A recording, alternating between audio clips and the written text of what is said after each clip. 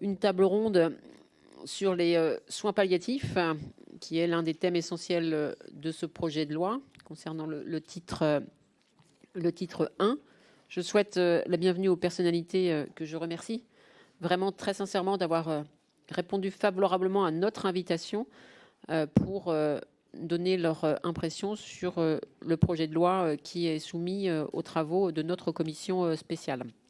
Le professeur Franck Chauvin, qui a été missionné par le gouvernement pour faire un rapport qui a contribué à la stratégie décennale des soins palliatifs, qui est un objet important du modèle français d'accompagnement de la fin de vie, le docteur Claire Fourcade, le docteur Michel Lévy-Soussan et le professeur Valéria Martinez. Merci, je le redis, de participer à nos réflexions. Dans un premier temps, chacun d'entre vous fera un propos liminaire, s'il le souhaite, entre 5 et 10 minutes maximum. Ensuite, les rapporteurs vous poseront des questions, vous pourrez y répondre. Et chacun de nos collègues ici présents pourra vous poser une question auxquelles vous pourrez bien entendu répondre individuellement, sachant que nous arrêterons nos travaux à 13 heures. Alors, c'est toujours difficile de savoir qui commence. Et il y a quelque chose qui est assez facile, ça s'appelle l'ordre alphabétique. Et comme mesdames, nous sommes galantes, on va laisser démarrer monsieur Franck Chauvin. Et en même temps, ça tombe bien, ça commence par un fait.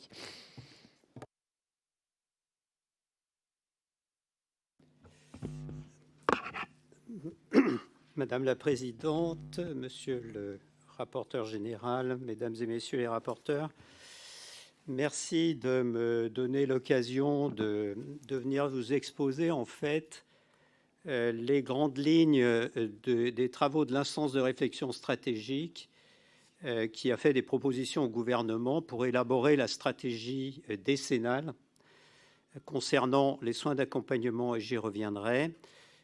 Stratégie qui a été publiée lundi, comme vous le savez, par le gouvernement. La première chose que je voudrais dire, c'est qu'effectivement, le gouvernement m'a confié la présidence de cette instance et la ministre de l'époque le 1er juin 2023 et que nous avons travaillé pendant vraiment de façon très soutenue pendant tout l'été pour élaborer des propositions pour une stratégie décennale concernant les soins palliatifs, la prise en charge de la douleur et l'accompagnement de la fin de vie, puisque c'était le libellé de la mission. Donc 3 champs, en fait, qui étaient réunis dans une même mission. Et pour faire ce travail, puisque, excusez-moi, je suis professeur de santé publique et que c'est ma spécialité, même si je suis cancérologue de formation, j'ai appliqué les principes de la santé publique, d'ailleurs comme c'est recommandé dans la littérature internationale, pour essayer d'organiser, de faire des propositions, d'organiser les soins palliatifs en France, et ce pour une période de 10 ans. Je voudrais revenir très rapidement sur cette période de 10 ans. J'étais président du Haut Conseil de la santé publique pendant les 5 dernières années et pendant la crise. Et nous avions recommandé au gouvernement maintenant d'élaborer des stratégies sur une longue période qui permet vraiment d'impulser des changements profonds et avec une ambition stratégique et non pas simplement une juxtaposition de mesures dont souvent le coût terme est le terme qui est spécifié. La première chose que je voudrais dire, c'est que le processus d'élaboration de cette loi et de la stratégie est un processus qui est tout à fait original, et c'est la première fois que je le vois comme ça. Et pourtant, mon métier est l'évaluation des politiques publiques en termes de santé. J'ai évalué ou participé à l'élaboration de beaucoup de plans de santé publique en cancérologie, sur les maladies rares, sur les maladies chroniques, etc., etc. Mais c'est la première fois que je vois dans un temps aussi court, en fait, une organisation permettant à des structures différentes de rebondir sur les propositions de l'une pour élaborer les propositions suivantes. Et maintenant, on est avec cette proposition de loi dont on pourra reparler dans le détail, mais pour l'instant, je vais me concentrer sur les soins palliatifs. Au-delà de ce premier constat, le deuxième constat que je voudrais faire, mais vous le savez bien mieux que moi, c'est que la France est le troisième pays en termes de dépenses de santé, c'est-à-dire que la France dépense 12% de son PIB pour la santé. Et je ne veux pas faire de paris sur l'avenir, mais il y a peu de chances que nous sortions de ce cadre des 12%. Seuls les États-Unis sont largement devant, avec 16% de leur PIB consacré à la santé, mais c'est un tout autre système. Et vous le savez, et l'Allemagne est légèrement devant nous. Donc nous sommes un des pays qui dépense le plus actuellement pour sa santé. Il me semble que c'est important de le rappeler. Le troisième constat que je voudrais faire avec vous, c'est que l'environnement international, en fait, est un environnement international fort. Et quand on m'a confié cette mission, bien sûr, je suis allé voir à l'international et le contexte dans lequel se situait cette mission. Vous le savez, la déclaration d'Astana, qui a été signée par l'ensemble des pays de l'OMS et donc de l'ONU, rappelle que tous les citoyens d'un pays doivent avoir droit à l'accès aux soins palliatifs. Et tous les pays ont ratifié cette déclaration d'Astana qui me semble importante, et c'est dans ce cadre-là que nous avons réfléchi.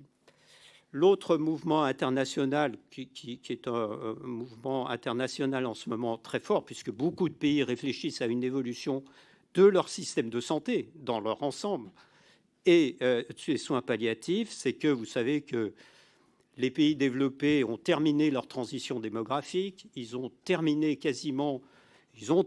leur transition épidémiologique, et maintenant les maladies chroniques ont remplacé les maladies aiguës qui ont constitué, en fait, qui ont été primum movens de l'organisation de nos systèmes de santé dans tous les pays développés. Donc on est maintenant dans une phase de transition qu'on appelle, dans notre jargon, la transition systémique, c'est l'adaptation de nos systèmes de santé à l'évolution épidémiologique et l'évolution démographique. Je ne veux pas rentrer dans le détail, vous connaissez ça, mais je pourrais répondre à vos questions si vous le souhaitez.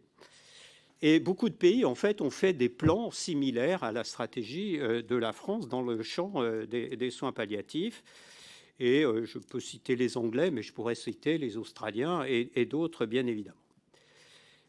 Autre point aussi de ce contexte et de cet environnement, c'est que l'OMS a fait des propositions d'indicateurs pour évaluer la façon dont un pays répond à la mise en place des soins palliatifs. Il y a 18 indicateurs qui explorent 6 champs, je ne veux pas être trop techno, excusez-moi, et bien évidemment, j'ai utilisé ces indicateurs pour évaluer l'état de santé, enfin l'état de la France dans ce champ-là. Les constats aussi internationaux, c'est que seule une minorité des patients nécessite une prise en charge complexe, répétée, faisant appel à des unités spécialisées. On estime que c'est autour de 10% des patients qui nécessitent cette prise en charge spécialisée dans des unités spécialisées. Vous savez qu'en France, il y a à peu près 620 000 décès par an, si on enlève, c'est des statistiques de 2021, si on enlève les décès Covid. Actuellement en France, plus de 75% des décès sont liés à des maladies chroniques. Donc près de 500 000 personnes, en fait, sont dans une phase par an terminale de leur maladie chronique et donc seraient susceptibles de recevoir des soins palliatifs. 10% à peu près nécessitent des soins palliatifs spécialisés dans des unités spécialisées. C'est le consensus international, hein, c'est la fameuse pyramide que vous connaissez peut-être, qui a été proposée par les Australiens notamment. Alors sur cette base-là, le constat que nous avons fait pour la France, et en utilisant les indicateurs de l'OMS, le constat est le suivant.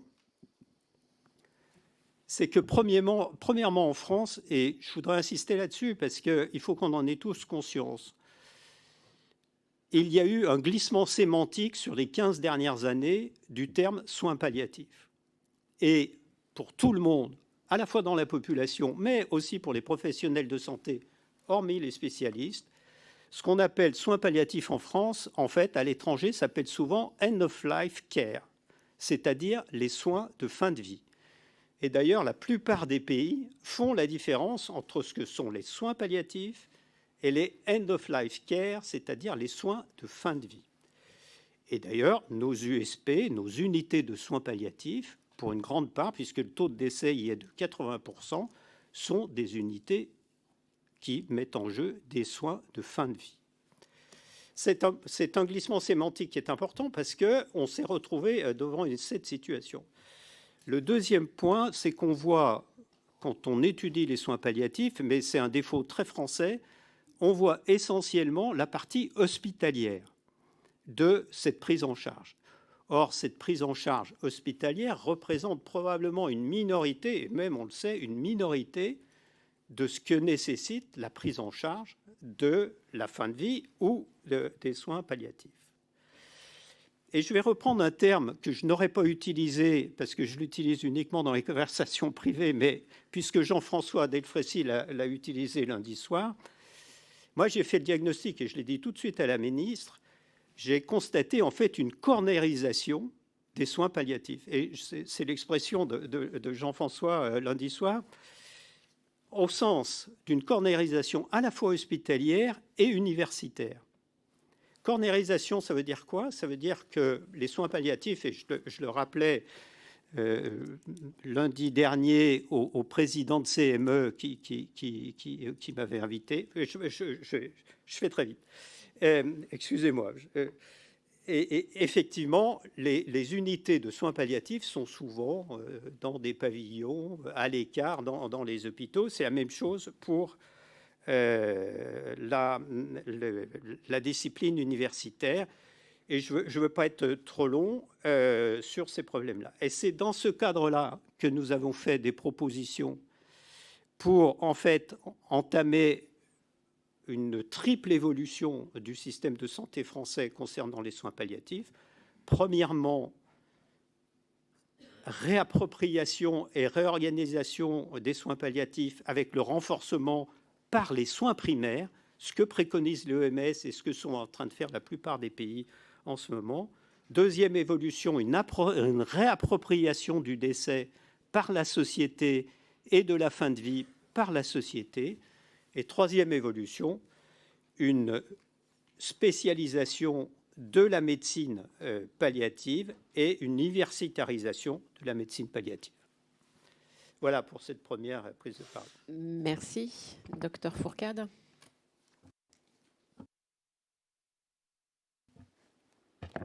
Madame la Présidente, Monsieur le rapporteur général, Mesdames, Messieurs les rapporteurs, Mesdames, Messieurs les députés, merci beaucoup de votre invitation.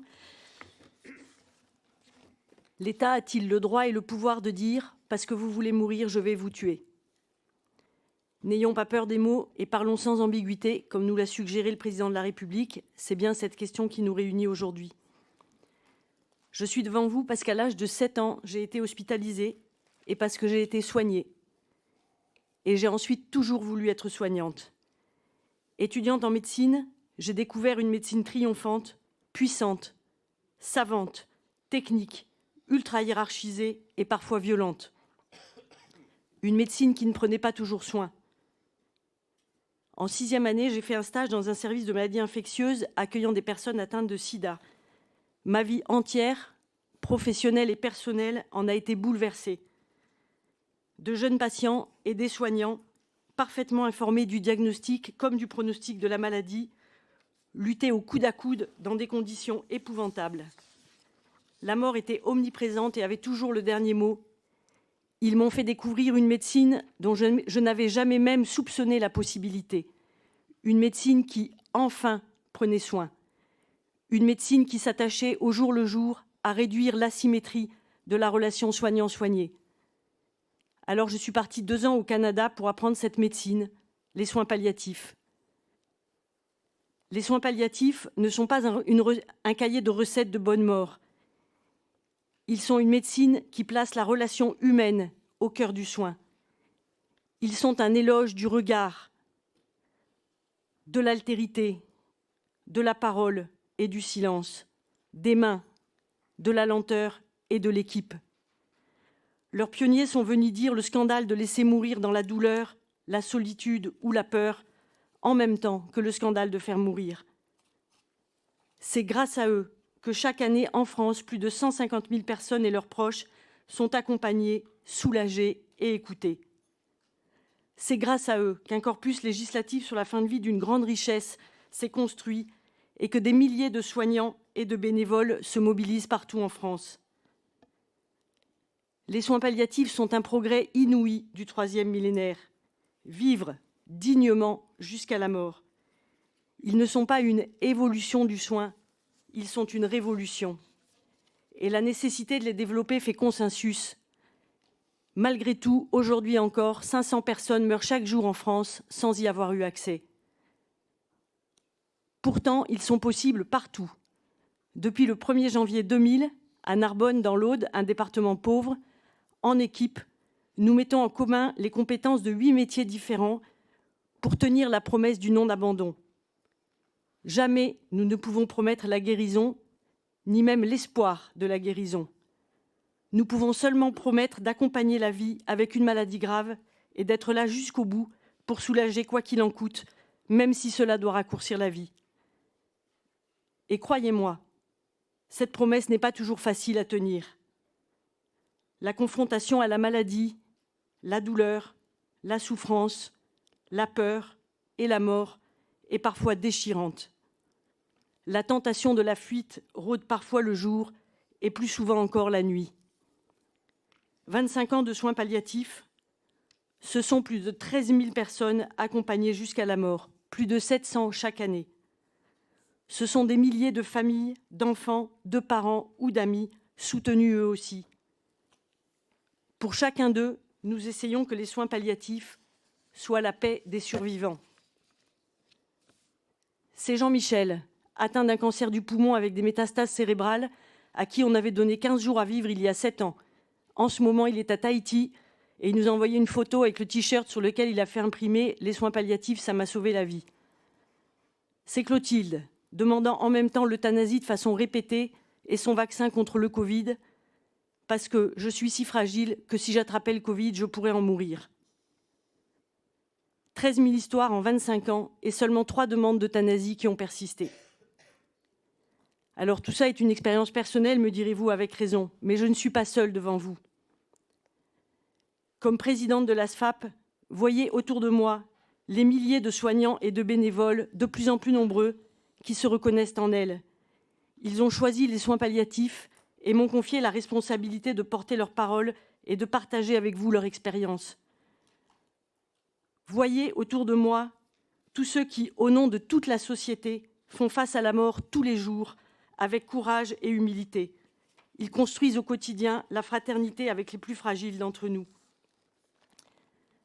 Voyez autour de moi tous ceux qui se tiennent assis au bord du lit de ceux qui meurent, pour leur dire qu'ils comptent pour nous tous et qu'ils vont manquer à notre communauté humaine.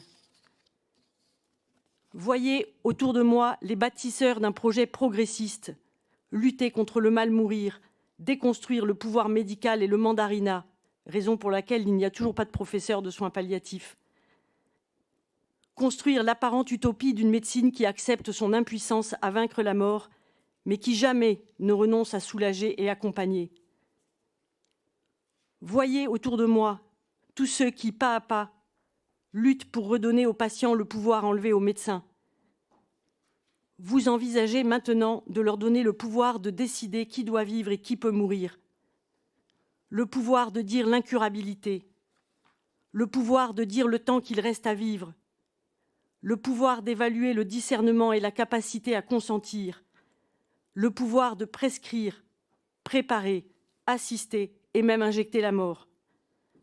Voyez autour de moi tous ceux qui refusent d'avoir le pouvoir de faire mourir quand ils n'ont pas celui de guérir. Tous ceux qui veulent soulager jusqu'à la mort plutôt que donner la mort, même si on le leur demande. Est-ce un hasard si presque tous ceux qui côtoient au quotidien ces confins de la vie se rejoignent sur cette position du refus de la toute-puissance? Voyez et entendez autour de moi tous ceux qui vous disent qu'ils ne veulent ni de ce pouvoir, ni de cette puissance. Avant de venir devant vous, je les ai interrogés. Un questionnaire sur le projet de loi qui nous rassemble aujourd'hui a été adressé à toutes les équipes de soins palliatifs en France. En quelques jours, nous avons reçu 2300 réponses, dont je mettrai la synthèse à votre disposition. 2/3 des répondants ne sont pas des adhérents de l'ASFAP, mais se sont sentis suffisamment concernés pour vouloir répondre. 76% d'entre eux sont inquiets. Et un psychologue me disait qu'il trouvait les équipes en état de stress pré-traumatique. Plus de 90% des médecins et des infirmières qui répondent ne veulent ni prescrire, ni préparer, ni fournir, ni administrer un produit létal. 86% d'entre eux anticipent un risque de division et de tension dans leurs équipes. 1/3 seulement se sentent rassurés par une clause de conscience qui protégerait le soignant, mais au prix de la rupture de la promesse du non-abandon, qui fonde le choix de cette médecine si particulière.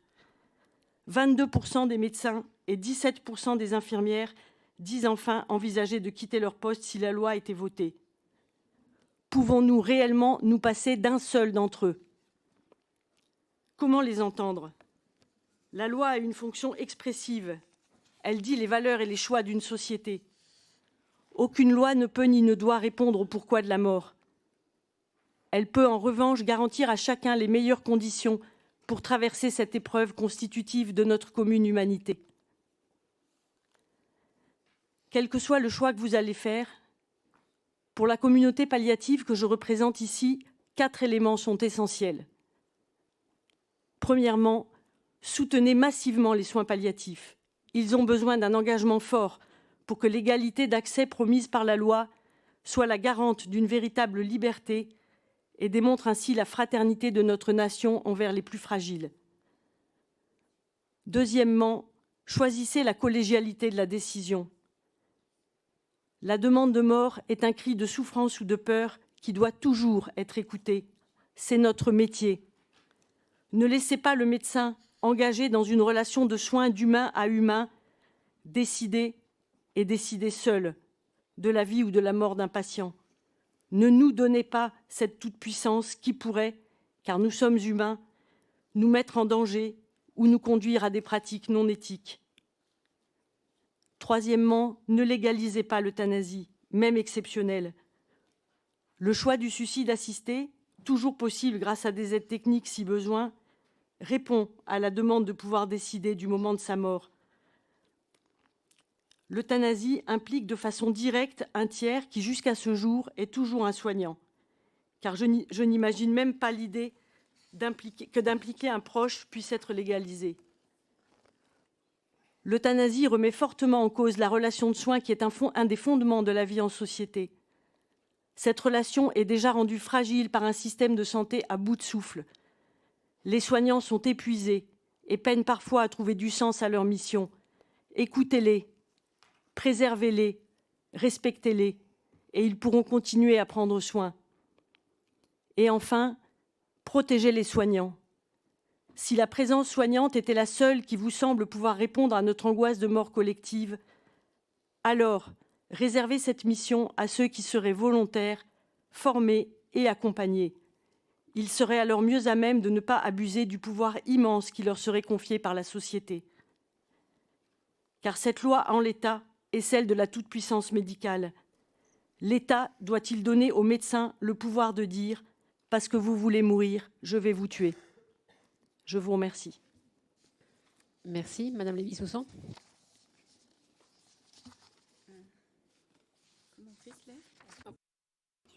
Celui de droite. Vous m'entendez? Oui, c'est rouge. Merci beaucoup, Madame la Présidente.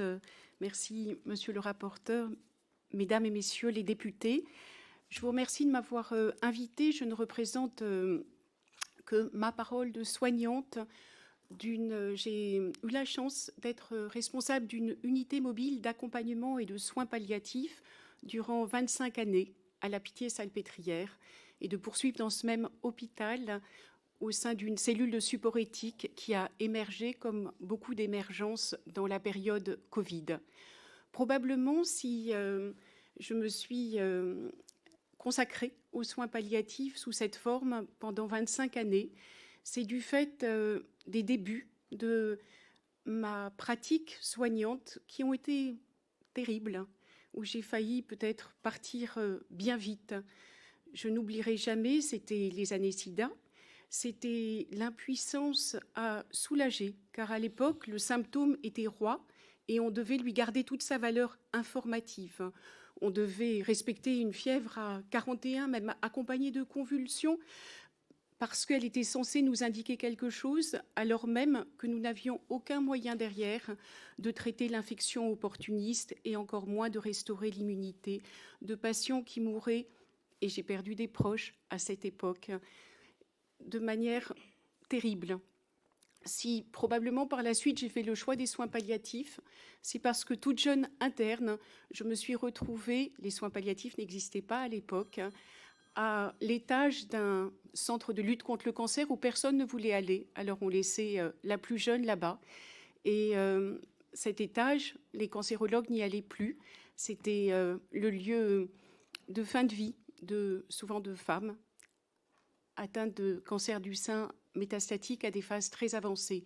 Et le tout premier jour, je n'oublierai jamais, la surveillante me demande en courant, vite, il faut aller prescrire un DLP pour le patient du 16, il meurt étouffé.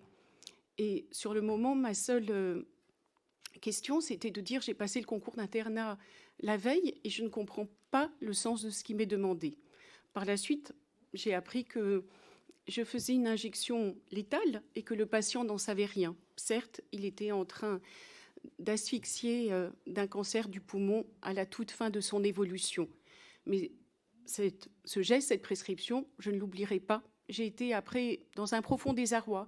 Je suis allée là où mes études de médecine ne m'avaient pas amenée, c'est-à-dire vers les sciences humaines et sociales, vers la psychanalyse, vers tout cet étayage de la pensée, vers l'éthique qui commençait tout juste à balbutier dans le champ de la médecine, car de plus en plus, on se retrouvait dans des questions médicales qui allaient bien au-delà du colloque singulier patient-soignant, mais qui interpellaient la société dans son ensemble, qui mobilisaient des valeurs parfois en tension.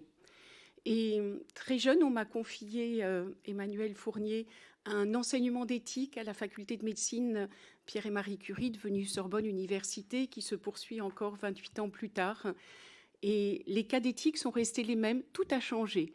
La médecine, les techniques, la société, les étudiants, mais on a gardé les mêmes questions. Et ce qui m'a très vite interpellée, c'est le fait que, eh bien, comme soignant, on est aussi femmes, hommes, avec notre histoire, souvent une histoire, bien sûr, qui nous a conduit au choix des études de soignants que nous avons fait et qui ont contribué aussi à construire le soignant que nous devenons jour après jour. Nous sommes également citoyens. Peut-être que bon nombre de soignants font le choix dans le jour du vote de tel ou tel candidat en fonction de ses options sur les projets de loi comme celui que vous allez débattre prochainement. Et nous sommes professionnels de santé. Et je trouve qu'on n'a pas encore suffisamment mis au travail la façon dont se rencontrent chez les soignants ces trois positions.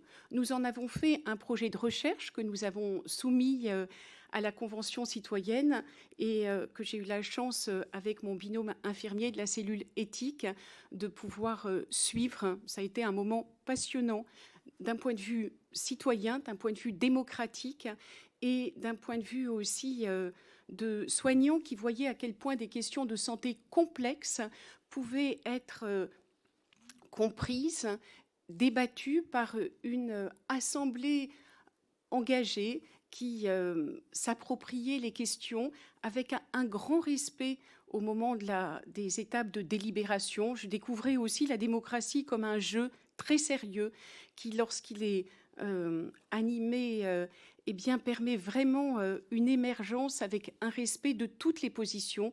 C'est ce que je nous souhaite demain, quelle que soit l'issue de la loi qui sera votée. Alors, je vais en revenir à ce projet de loi.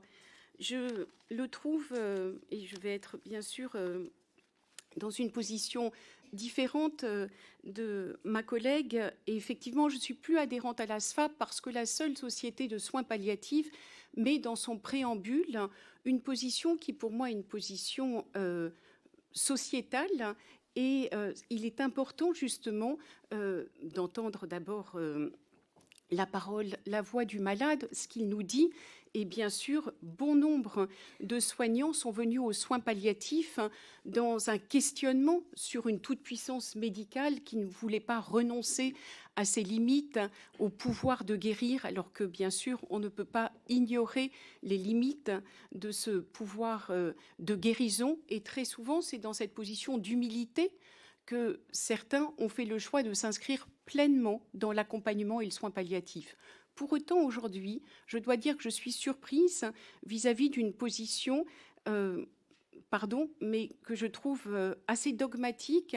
D'une part, lorsqu'elle dit qu'il s'agit d'une toute-puissance médicale si on en vient à voter un tel texte de loi, alors que pour moi, elle consacre le fait justement des limites parfois de la possibilité de soulager la souffrance devenant réfractaire d'un patient en dépit de toutes les ressources de soins d'accompagnement et de soins palliatifs qui peuvent être mobilisés.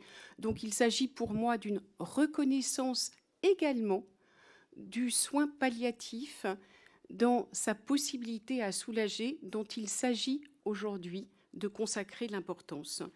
Pour autant, même s'il me paraît important aujourd'hui de reconnaître cette possibilité d'une aide à mourir pour le patient en fin de vie, à court ou moyen terme, atteint d'une maladie incurable et présentant une souffrance qui n'a pas pu être soulagée, même s'il est important d'entendre cette demande et de pouvoir l'accueillir comme il se présente, en analysant avec lui sa situation, en mobilisant toutes les ressources du soin nécessaire, et pour autant, au bout d'un certain temps avec lui, si sa demande persiste, de pouvoir l'aider à mourir. Et je remercie les auteurs de ce texte de ne pas avoir repris le terme d'euthanasie. C'est un terme qui a chez nous une longue histoire, qui a polarisé tant de débats et qui ne peut que nous mettre à mal. Je les remercie également d'avoir abandonné ce terme de suicide assisté, car comment on peut être soignant, s'inscrire dans toutes les politiques de santé qui visent à prévenir le suicide et pourtant, de manière schizophrénique, dire qu'on va l'assister. Donc les termes consacrés par cette proposition de loi me semblent plus justes et plus se situer justement dans l'humilité d'une position soignante, d'accompagnement et d'une aide qui nous est demandée par le patient. Pour ma part, si j'en suis venue là, c'est les patients qui m'ont fait évoluer. Ils ont été peu nombreux dans mon histoire de médecin de soins palliatifs. À peu de reprises, j'ai été en situation d'accueillir un patient qui demandait avec assistance une aide à mourir.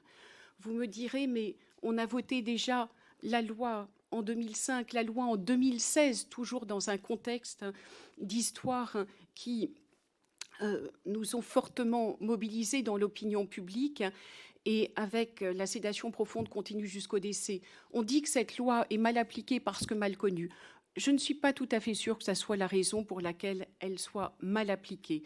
Et je voudrais rappeler, parce que j'ai l'âge de pouvoir le rappeler, que la plupart des acteurs de soins palliatifs étaient hostiles en 2016 à cette loi et la considéraient déjà, la sédation profonde continue jusqu'au décès, comme un équivalent d'euthanasie. Et en fait, ce qu'il faut bien comprendre, mesdames et messieurs les députés, c'est qu'on ne soigne pas avec des lois. Nous sommes des soignants. Et la loi, elle est là comme un cadre qui, bien sûr, est présent dans nos pratiques médicales. Mais la loi, les droits des malades ne vivent que lorsqu'ils sont mis dans la relation de soins. Et si cette sédation profonde continue jusqu'au décès a peu vécu, c'est que peu de médecins l'ont évoqué avec leurs patients, alors même qu'ils étaient en fin de vie et présentant une situation de souffrance réfractaire.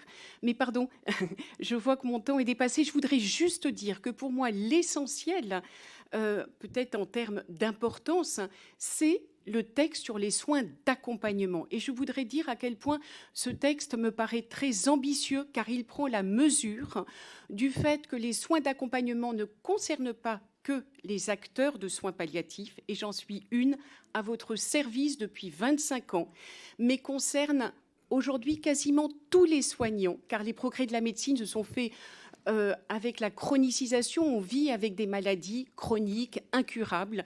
Et donc aujourd'hui, en cardiologie, une aide-soignante, en neurologie, bien sûr, dans tous les segments de la médecine, les soignants, mais aussi en EHPAD, les auxiliaires de vie font du soin palliatif et du soin d'accompagnement. Et je remercie l'ambition de ce texte de consacrer à quel point l'accompagnement non seulement concerne à peu près tous les soignants et pas seulement les acteurs de soins palliatifs, mais également concerne notre société dans l'ensemble. Un Français sur 4 a accompagné dans l'année passée un proche en fin de vie.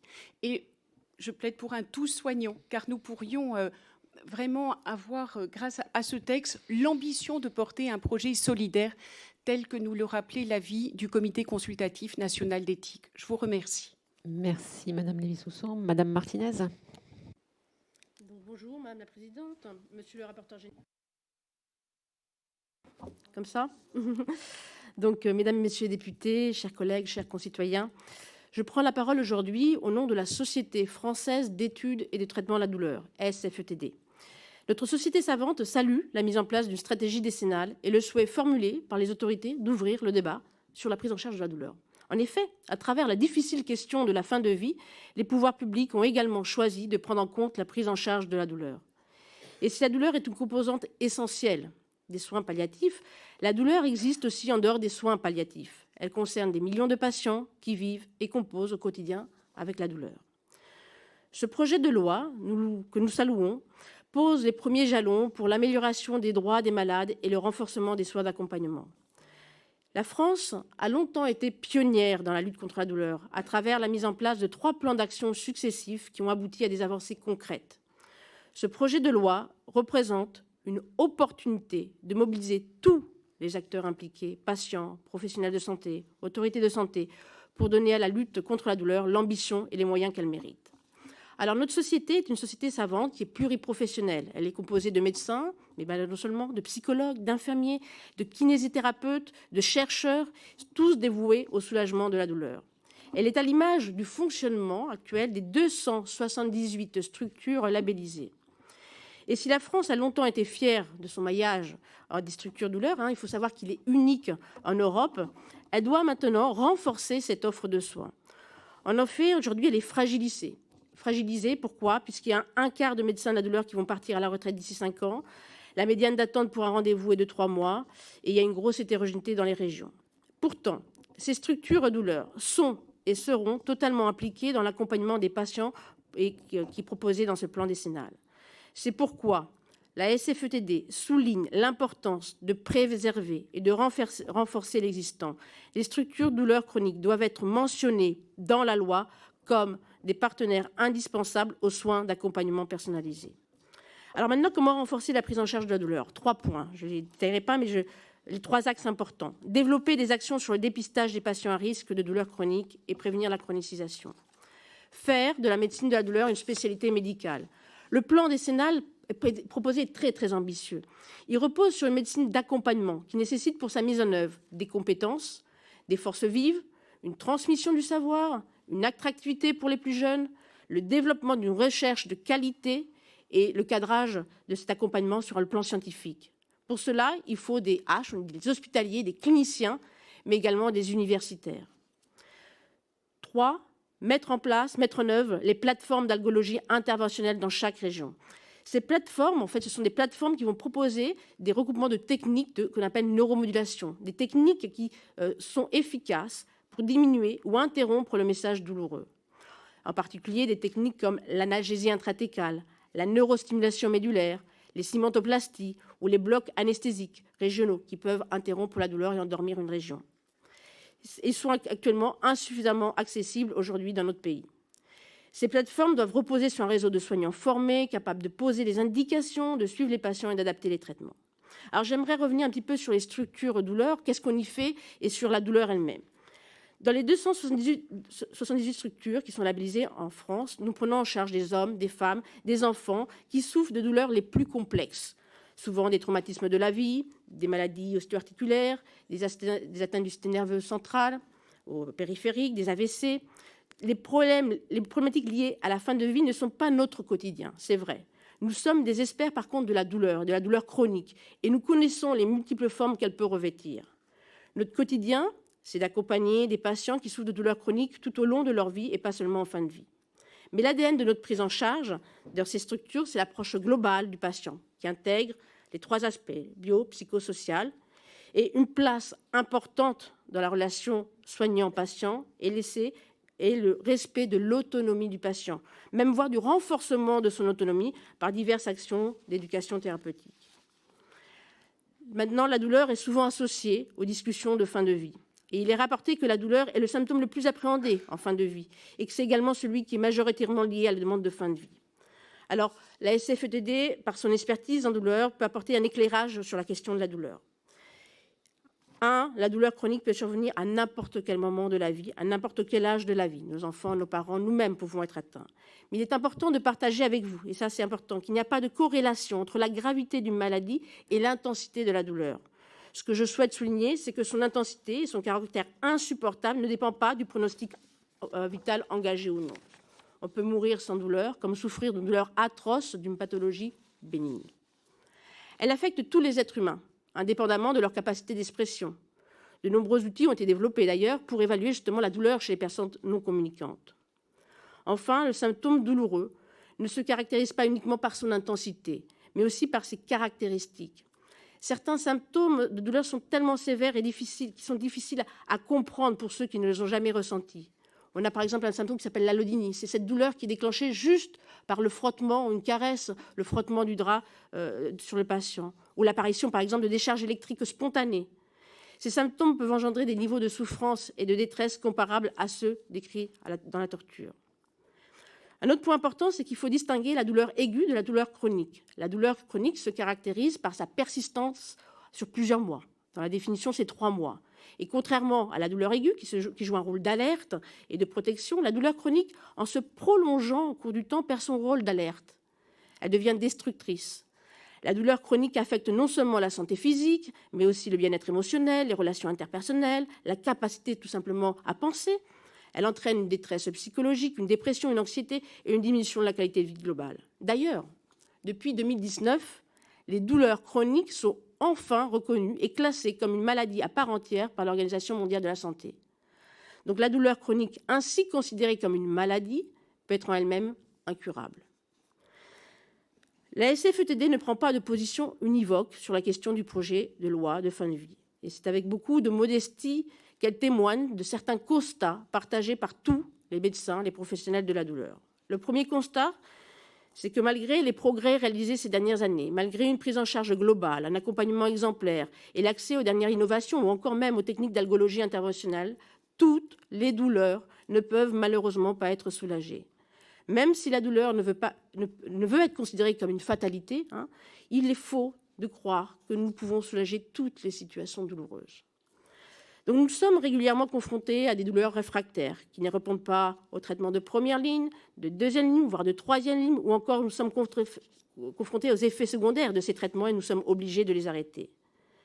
Parmi les douleurs réfractaires au traitement, certaines sont effectivement insoutenables en raison de leur intensité, de leurs caractéristiques particulières ou des répercussions importantes qu'elles engendrent sur la qualité de vie. Le deuxième constat, c'est que dans ces situations, la médecine moderne aujourd'hui peut parfois se retrouver totalement démunie. Ces situations peuvent entraîner une rupture de la relation soignant-patient, des pertes de suivi de douleur, plus de tentatives de suicide, plus de suicides, voire des cas d'aide à mourir aux clandestines. Enfin, dans les principes directeurs de la SFETD, nous respectons l'autonomie de la participation des patients à toutes les étapes de leurs soins, y compris dans la prise de décision concernant les traitements de leur douleur Et ce principe guide également notre réflexion sur les questions entourant la fin de vie. Je vous remercie. Merci, mesdames, messieurs, pour ces propos liminaires. Je passe la parole au rapporteur, le rapporteur général, monsieur Falorni. Merci, Madame la Présidente, et merci pour vos 4 interventions. Quelques questions d'ordre général. D'abord sur la notion de soins d'accompagnement qui apparaît très clairement dans ce texte et dans la continuité évidemment des propositions faites par le professeur Chauvin et la cellule de réflexion qu'il a présidée. Que pensez-vous de cette notion de soins d'accompagnement et dans quelle mesure vous semble-t-elle compléter utilement ou pas celle des soins palliatifs qui, évidemment, ne disparaissent pas, mais s'incluent dans un ensemble qui vise à être un peu plus anticipateur et un peu plus pluridisciplinaire. La deuxième question, c'est, j'allais dire, sur la situation actuelle des soins palliatifs, et notamment une question qui nous a préoccupés et qui nous a laissé un peu sur notre faim, et je parle aussi au nom de Didier Martin et Caroline Fiat qui s'exprimeront peut-être sur le sujet, c'est la question de l'évaluation de la loi actuelle sur notre incapacité, parce que nous n'avons pas de codification aujourd'hui des actes de sédation profonde et continue. Néanmoins, un constat que nous faisons, c'est qu'elle n'est pas ou très peu appliquée. Elle est appliquée, mais très peu. Pourquoi? Et je voudrais avoir des réponses claires. On est une table ronde sur les soins palliatifs. Je voudrais avoir une réponse claire devant la représentation nationale. Pourquoi aussi peu de sédation profonde et continue, alors que cela nous avait été présenté en 2016 comme une alternative à une ouverture de l'aide à mourir. La dernière question, je vais être synthétique. Madame Fourcade, vous nous avez parlé de refus de la toute-puissance. Je ne peux qu'adhérer à ces propos. Mais la toute-puissance n'est-elle pas aussi de refuser par principe toute volonté exprimée librement et de façon éclairée d'être aidé à mourir? Voilà, c'est une question un peu plus philosophique, mais je pense que la toute-puissance peut aussi concerner, j'allais dire de façon plus générale, et interroger de façon plus générale notre société. Et je crois qu'il faut savoir, évidemment, ce que font les services de soins palliatifs, et j'en profite pour dire ici publiquement l'admiration que j'ai pour les soignants de soins palliatifs. Mais il ne s'agit pas dans ce texte de défendre ou de soutenir une toute-puissance, c'est de faire en sorte que chacun ait la puissance de pouvoir exprimer sa volonté. Monsieur Martin. Merci Madame la Présidente. Je vais m'adresser à nos intervenants dans l'ordre inverse chronologique. Tout d'abord au professeur Valéria Martinez. Madame la professeure, merci d'avoir brossé l'état de l'art actuellement pour lutter contre ce fléau, le fléau de la douleur, qu'elle soit chronique, qu'elle soit aiguë, avec des tableaux dramatiques parfois. Je pense aussi aux algies vasculaires de la face qui sont vraiment une catastrophe pour les patients qui multiplient les traitements et que ces douleurs sont rebelles et foudroyantes parfois. Merci d'avoir dit que parfois, effectivement, ces douleurs, quand elles sont réfractaires, insoutenables, ça arrive parfois, elles peuvent conduire au suicide. Merci de l'avoir dit. Pour le docteur Lévy-Soussan, je vous remercie aussi très sincèrement d'avoir dit que l'aide à mourir, elle existait il y a déjà très longtemps. Avec ce que vous avez pudiquement nommé le DLP, ce sont 3 drogues, Delezal, Largactil, Phénergan, administrées non pas sur prescription toujours, mais sur injonction, pour que cela cesse. Et cela s'est toujours fait, et tous les soignants dans cette salle peuvent en témoigner. Je voudrais dire aussi au docteur Fourcade, et je le répète parce que je l'ai dit dès lundi soir, tout ce que nous devons aux soins palliatifs qui ont ouvert une voie, qui ont été des pionniers, qui ont refusé le cocktail lithique, qui ont refusé l'abstention thérapeutique et qui se sont consacrés à un chemin humain aux côtés des patients et à côté de la médecine curative. Et donc ma question sera pour le professeur Chauvin. Je recommande à vous tous de lire la proposition qui a été faite, la stratégie décennale.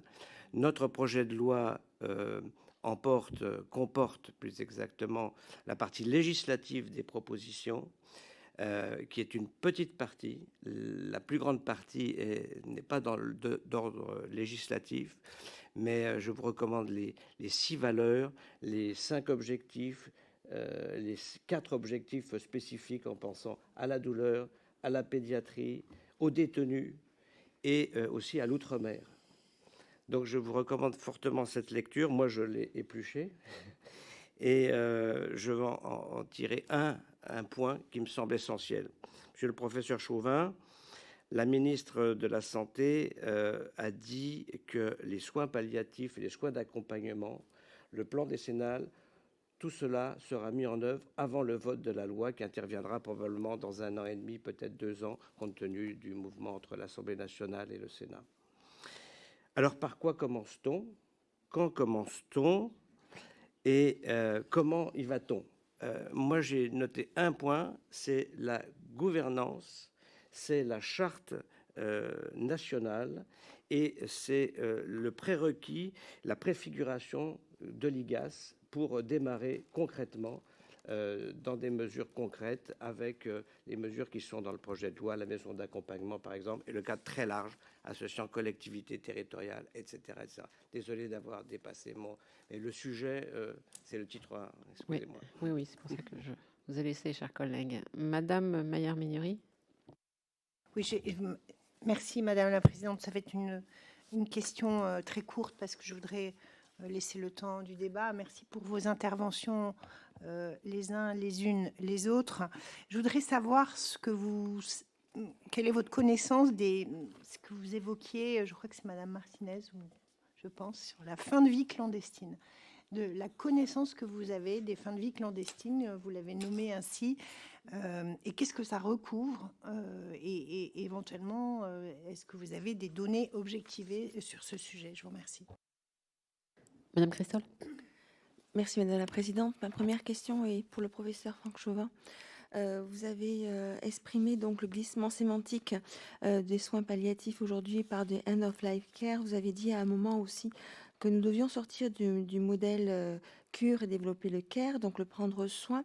C'est un choix philosophique également de pouvoir avoir changé le terme. Donc j'aurais aimé avoir des précisions sur votre sentiment sur les termes employés aujourd'hui de soins d'accompagnement. Je ne parle pas des maisons d'accompagnement, je parle des soins d'accompagnement. Mes 2 autres questions seront pour le docteur Claire Fourcade.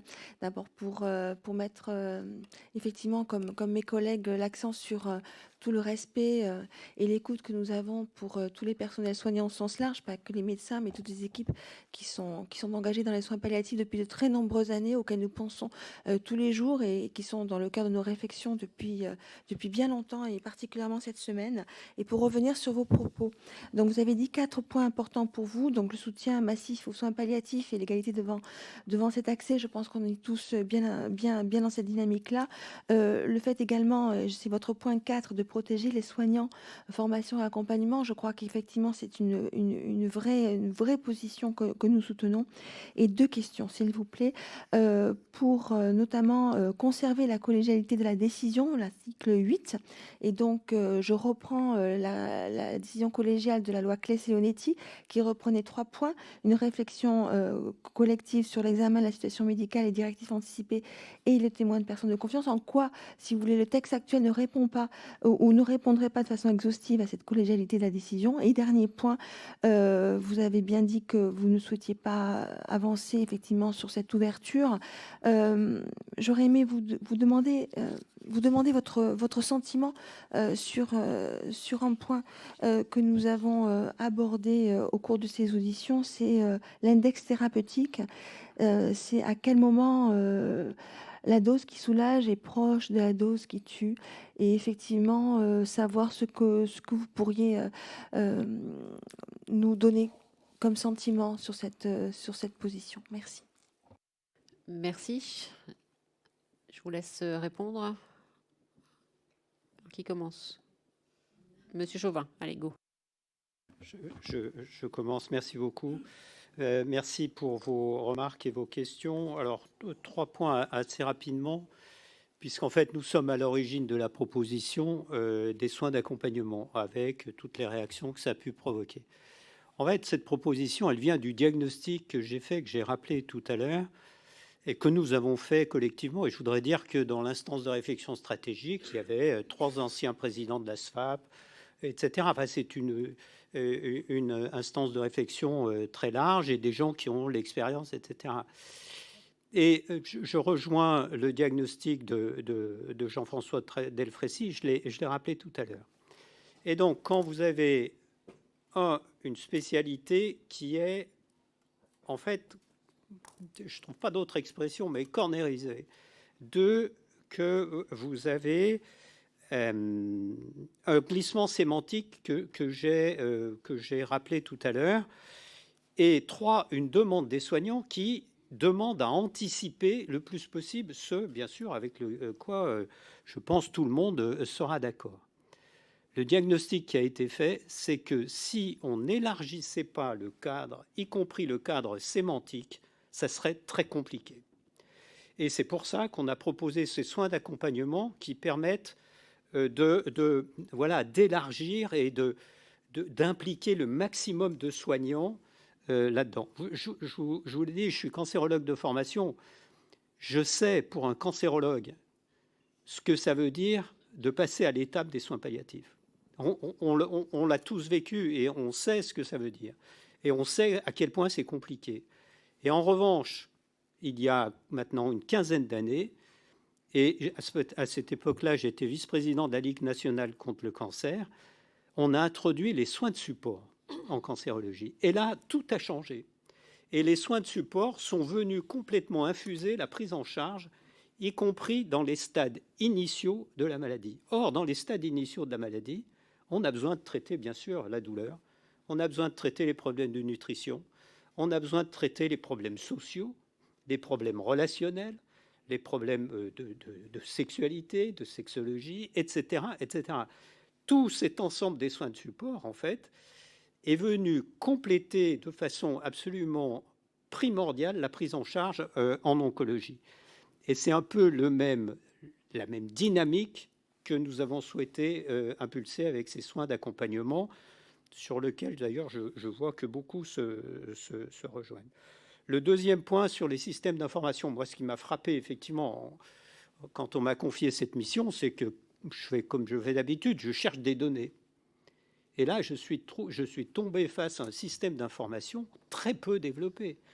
Très peu développé au sens où globalement on a les données du PMSI, du programme médical du système d'information, qui permet d'avoir une idée de ce qui se passe. En revanche, on n'a pas d'acte traceur, comme vous le rappeliez, la sédation profonde et continue. Et donc, à mon avis, une des tâches majeures de la mise en œuvre de la stratégie va être de travailler sur ce système d'information. Pour pouvoir piloter, il faut avoir un système d'information performant, c'est essentiel. Et personne n'a aucune idée en France de ces 500 000 décès liés aux maladies chroniques, de la façon dont ils se sont passés, comment ont-ils été précédés, comment étaient-ils pris en charge. Je n'en sais rien et je mets au défi quelqu'un d'avoir une idée, sauf par sondage, mais on n'aura pas l'idée majeure. Après, le dernier point, et je laisse répondre bien sûr les autres, c'est sur la loi peu appliquée. Si une loi est peu appliquée, en fait, il faut rechercher dans le diagnostic. Et le diagnostic, c'est une partie du diagnostic que je vous ai présenté. À partir du moment où vous avez une spécialité qui est relativement isolée, eh bien, ça va être très compliqué pour les autres spécialités de s'emparer de de ça. Et en cancérologie, toujours ma spécialité, je sais combien pour les oncologues, c'est compliqué de mettre en place des sédations profondes, continues jusqu'au décès. Parce que, un, ce n'est pas leur culture, deux, ce n'est pas leur formation. Et donc, tout ça est très compliqué. C'est pour ça qu'il est absolument nécessaire d'anticiper et de permettre aux soins d'accompagnement de perfuser dans les soins curatifs le plus tôt possible. Et d'ailleurs, beaucoup de pays font ça. Et puis, dernière réponse concernant ce qui a été posé sur la gouvernance. Je pense que pour la stratégie, et je remercie mes collègues d'avoir noté qu'elle était ambitieuse, je pense que ça va être un plan de santé publique majeur pour la France pour les 10 ans qui viennent. Il est important de mettre en place une instance de gouvernance forte, et ce, le plus tôt possible. C'est elle qui va permettre d'assurer, quels que soient les aléas, et la vie politique, on le sait, est riche en aléas, quels que soient ces aléas, qui va permettre, dans la durée, de mettre en œuvre cette stratégie. Pour l'instant, il y a 30 mesures qui ont été proposées pour le gouvernement, qui a repris les 15 mesures que nous avions proposées, pratiquement intégralement. Nous savons tous que la mise en œuvre est très compliquée, parce que ces 3 virages essentiels que nous proposons à notre système de santé, et un système de santé, vous le savez comme moi, c'est un gros tanker, et pour changer son orientation, ça nécessite dans la durée une implication, j'allais dire une obstination, que seule une instance de gouvernance, en tous les cas c'est comme ça que nous l'avons analysé, pourra réaliser. Merci, Madame Fourcade. Merci beaucoup. Alors, je suis présidente de la Société française d'accompagnement et de soins palliatifs. Donc, j'aime beaucoup ce mot d'accompagnement. Le service où je travaille, sur la porte, il y a écrit service d'accompagnement et de soins palliatifs. Donc, pas de souci avec ça, évidemment. On pratique des soins qui sont pluridisciplinaires déjà. On essaye qu'ils soient le plus précoces possible. Et là, il y a un vrai enjeu, ça c'est vraiment clair, de développer la précocité des prises en charge, ce qui permet avec les patients la construction de discussions anticipées, c'est-à-dire tout au long de la maladie et de l'évolution de la maladie, d'accompagner les choix, qu'ils puissent faire des choix éclairés tout le long de la maladie. Simplement, je vous invite aussi à penser dans cette réflexion-là. Nous sommes une discipline effectivement jeune, peut-être qu'on peut l'appeler cornérisée, mais en tout cas qui est pour le moment, en tout cas sur le plan universitaire, tout à fait embryonnaire, mais une discipline néanmoins qui s'inscrit dans un contexte mondial, international. On essaye de travailler avec les autres pays. Il est important pour cette discipline, si on veut vraiment lui donner un essor, de ne pas la sortir des critères mondiaux. Et ce qui existe, la politique de santé publique de l'OMS, c'est les soins palliatifs. Et donc, c'est important de ne pas sortir de ces critères-là et de conserver vraiment la capacité à être intégré dans un réseau de recherche et de réflexion mondiale. Il y a eu, évidemment, on n'est pas les premiers en France à se dire que le mot soins palliatifs est difficile. Il y a eu beaucoup d'expériences dans d'autres pays, en particulier aux États-Unis. Le changement de nom ne change rien. Ce qui est difficile, c'est pas le nom, c'est la mort. Et c'est l'approche de la mort, c'est le fait de parler de la mort qui est compliqué. Et donc, voilà, quel que soit le nom qu'on choisit, on s'aperçoit que c'est compliqué, que c'est aussi ça qui suscite des réticences, y compris chez nos collègues soignants, de la difficulté et qui doit être accompagné et soutenu. Mais voilà, ce qui est difficile, c'est ce dont on parle. Voilà, mais après, nous faisons des soins d'accompagnement et des soins palliatifs, pas de sujet là-dessus. Mais voyez, si seulement 13% des Français se sont saisis de la possibilité d'écrire des directives anticipées, c'est aussi parce que c'est difficile de penser à ces sujets, que c'est difficile d'en parler et que c'est pas seulement une affaire de nom. Ensuite, sur la question de la sédation, on avait déjà eu l'occasion d'en discuter ensemble au moment de l'évaluation de la loi de 2016. C'est précisément, effectivement, on n'a pas de chiffres, donc c'est difficile de savoir s'il y en a peu ou pas ou beaucoup. Enfin, on n'a pas de chiffres. Je ne sais pas s'il y aurait un chiffre, s'il y aurait un objectif. On dit c'est pas beaucoup, mais est-ce qu'il y a un objectif chiffré? Et en tout cas, ce que moi je peux vous dire, c'est que je ne pourrais pas travailler en soins palliatifs si nous n'avions pas les pratiques sédatives au sens large. La sédation, c'est la possibilité de faire varier le niveau de conscience des patients avec l'intention de soulager. Et parfois, quand on n'arrive pas à soulager, et ça a été très bien décrit par Valéria, quand on n'arrive pas à soulager, parfois, la seule solution, c'est de diminuer le niveau de conscience et parfois de mettre en place vraiment une anesthésie générale, hein, c'est ça qu'on fait. On ne pourrait pas rester en soins palliatifs, enfin je ne pourrais pas rester en soins palliatifs si nous n'avions pas cette possibilité-là. C'est cette possibilité de la sédation qui permet de tenir la promesse du non-abandon, qui permet de dire on restera là jusqu'au bout même si c'est difficile. Et il y a parfois des chambres dans lesquelles il est très difficile de rester. Je suis, pour moi en tout cas, toujours mise très en difficulté par les patients qui ont du mal à respirer. C'est très difficile de continuer à respirer dans la chambre d'un patient qui lui-même a du mal à respirer. Et le fait de savoir qu'on peut soulager, qu'on peut accompagner et qu'on a des médicaments qui permettent d'apaiser ces situations de crise de manière très rapide. Une sédation, c'est un apaisement en quelques secondes et c'est ces médicaments, en tout cas, qui permettent de tenir cette promesse. Donc, je ne sais pas s'il y aurait un objectif à atteindre de sédation, mais en tout cas, l'objectif, c'est de soulager toujours et quoi qu'il en coûte. Et ça va rejoindre peut-être la question de Madame Christol sur la question des doses. Moi, j'ai coutume aussi de dire, en particulier aux familles, aux patients aussi, mais en particulier aux familles, que nous n'avons pas peur de soulager et de faire ce qu'il faut pour soulager.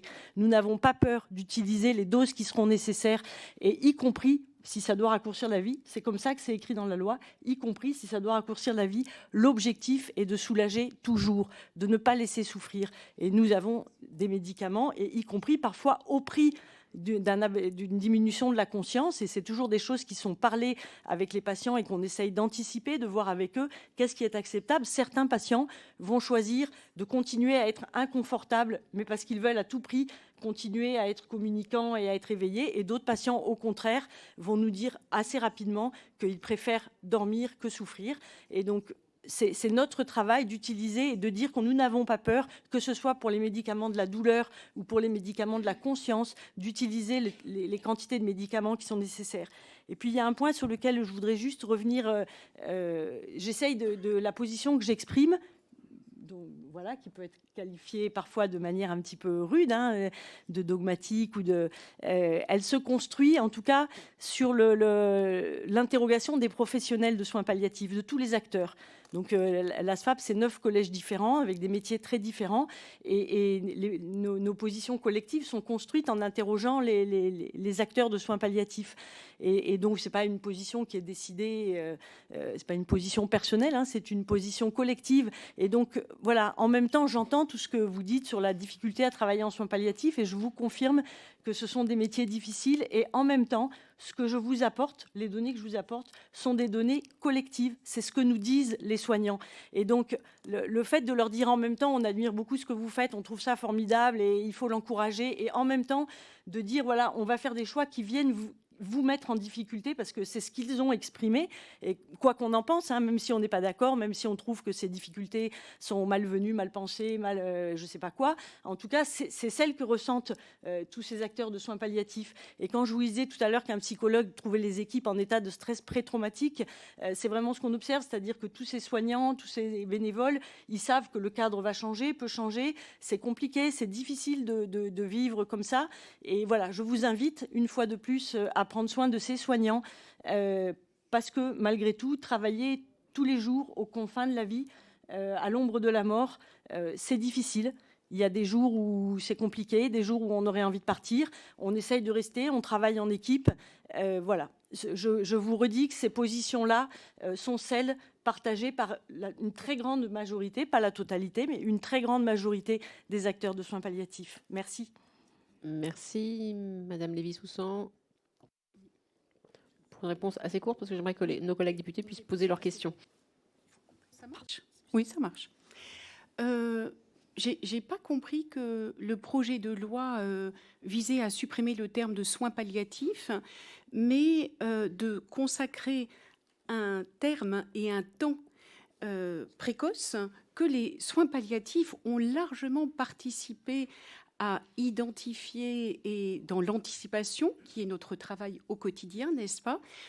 Mais justement, là, l'ambition du projet, c'est de dire, au-delà des soignants qui ont décidé de travailler dans des structures identifiées de soins palliatifs, en unités de soins palliatifs, en équipe mobile d'accompagnement et de soins palliatifs, en dispositifs de coordination, il y a tous les autres soignants qui, de fait, depuis l'accueil du patient atteint d'une maladie grave, jusqu'à toutes les étapes d'annonce, de suivi d'annonce, d'accueil à tous les moments des séances thérapeutiques. Mais quand on fait des soins de support, c'est juste de s'adresser à la personne. Comment ça va à la maison? Comment ça se passe avec les enfants? Comment ça se passe? C'est ça, le soin de support. C'est cette adresse à la personne, ne pas la restreindre, bien sûr, à sa maladie et à une séance thérapeutique. Et c'est de la considérer au-delà des murs d'hôpital, avec son histoire, ce qui se passe avant de venir en soins, ce qui va se passer au sortir. Moi, tous les jours, avec mes jeunes collègues, parfois je les taquine, je leur dis, où est-ce qu'habite le patient qui vient 3 fois par semaine épuisé pour une transfusion sanguine? En balbutiant, ils me disent, dans le 13e arrondissement, on est à la Pitié-Salpêtrière. Je dis, ah bon, tu crois? Alors on regarde ensemble et on découvre qu'il vient de Meaux ou plus loin. Et voilà, on souffre, et c'est des jeunes médecins, ils ne sont pas choisis de faire du soin palliatif, ils font de l'hémato, de la neuro, qu'ils soient aides-soignants, internes, ils font tous très bien. Et je vois une évolution des jeunes générations et on peut s'en réjouir, nous qui avons consacré notre vie aux soins palliatifs. Les soins palliatifs, les soins d'accompagnement, c'est une culture qui infuse. Et je vois de plus en plus de jeunes qui sont sensibles à ces dimensions-là, qui les mettent en œuvre à toutes les étapes de l'accueil et de l'accompagnement dans le soin. Donc, pour moi, l'ambition de ce texte, c'est justement de consacrer tous les soignants, y compris, une fois de plus, les auxiliaires de vie, mais y compris les aidants. Les aidants, c'est un sujet, vous le savez, énorme, immense aujourd'hui, puisque oui, on aspire à être chez soi et on souffre un petit peu aussi de catégorisation. Quand on est à l'hôpital, souvent les familles sont tenues un peu à l'écart, mais dès lors que le patient rentre chez lui, les familles deviennent des super auxiliaires de vie, de soins, pardon. Donc, ce texte, en parlant de soins d'accompagnement, c'est une façon de consacrer, et grâce à une gouvernance forte, de donner des moyens à tous ces soins-là. Merci. Madame Martinez. Je suis complètement d'accord. Oui. Ah ben voilà, Madame Martinez. Oui, je veux rebondir sur certaines choses que tu as dites. Donc, si j'ai bien dit que toutes les douleurs ne peuvent pas être soulagées, ça c'est vrai, mais il est important aussi qu'aucune aide à mourir aboutisse chez un malade pour des douleurs qui puissent être soulagées. Ça, c'est important. Et donc, il faut avoir cette expertise pour reconnaître quelle indication et quel acte on peut faire. Et donc, c'est important de dire ça parce que dans l'article 7 de votre projet de loi, qui précise les conditions de présentation d'une demande d'aide à mourir, on doit proposer de bénéficier des soins palliatifs à chaque patient qui demande cette aide. Moi, je rajouterais que de proposer de bénéficier de soins palliatifs ou de recours à une structure douleur chronique en cas de symptomatologie douloureuse prédominante pour accéder à ces fameuses plateformes d'analgésie intrathécale. Et je reviens là sur le soin d'accompagnement. Je pense que c'est extrêmement innovant, original et nécessaire. Ça va être long à mettre en place. C'est ambitieux et ça va être long, puisqu'actuellement, on travaille, on peut dire, un peu en silo. Il y a les soins palliatifs, il y a les soins de confort, il y a les spécialités, il y a la douleur. On n'a pas tous les mêmes patients, on ne voit pas tous les mêmes patients. Et justement, c'est soins d'accompagnement, de travailler ensemble et de pouvoir faire des liens et justement de mettre en partage, c'est extrêmement important. Et voilà, on va dans ce sens et on est tout à fait satisfait.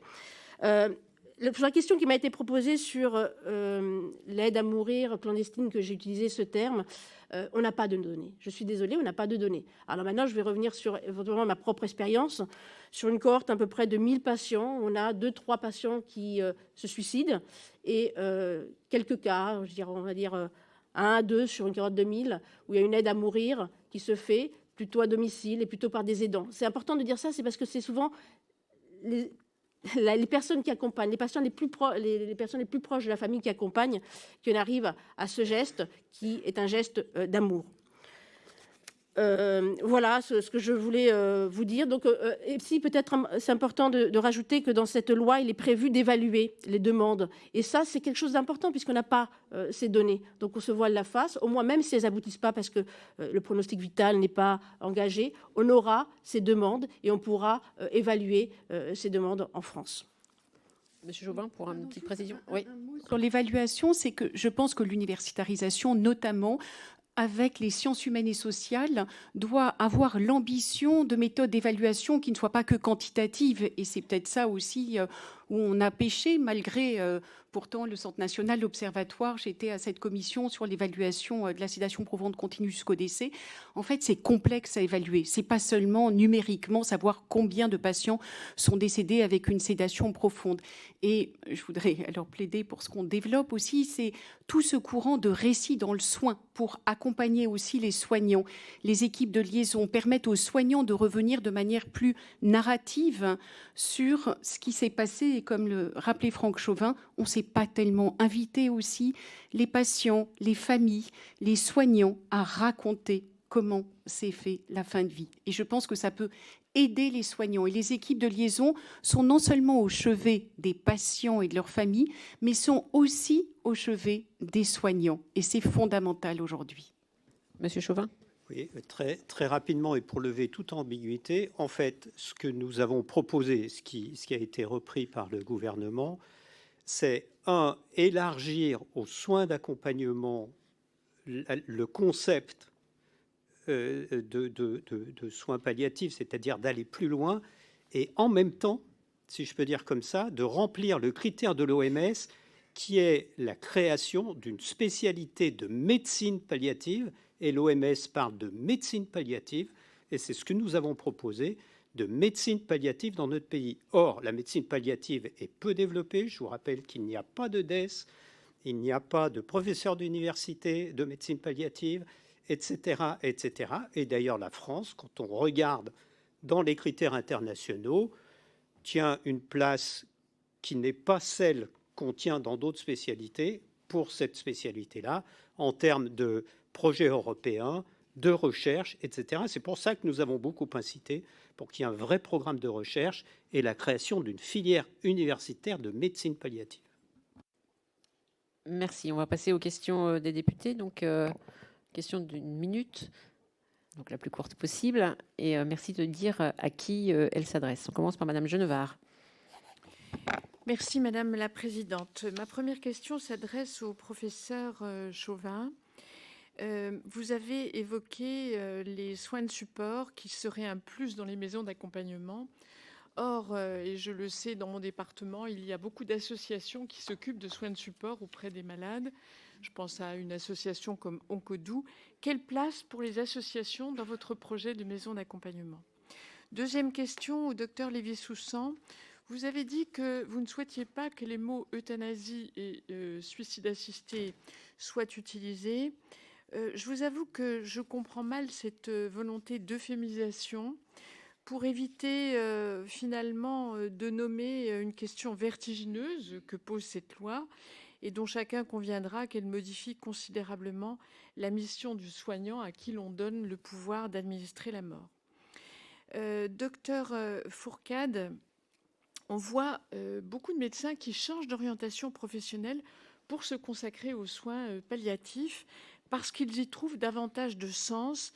Et on peut le comprendre après le plaidoyer que vous avez fait en faveur des soins palliatifs. Est-ce que c'est un mouvement dont vous avez identifié le nombre?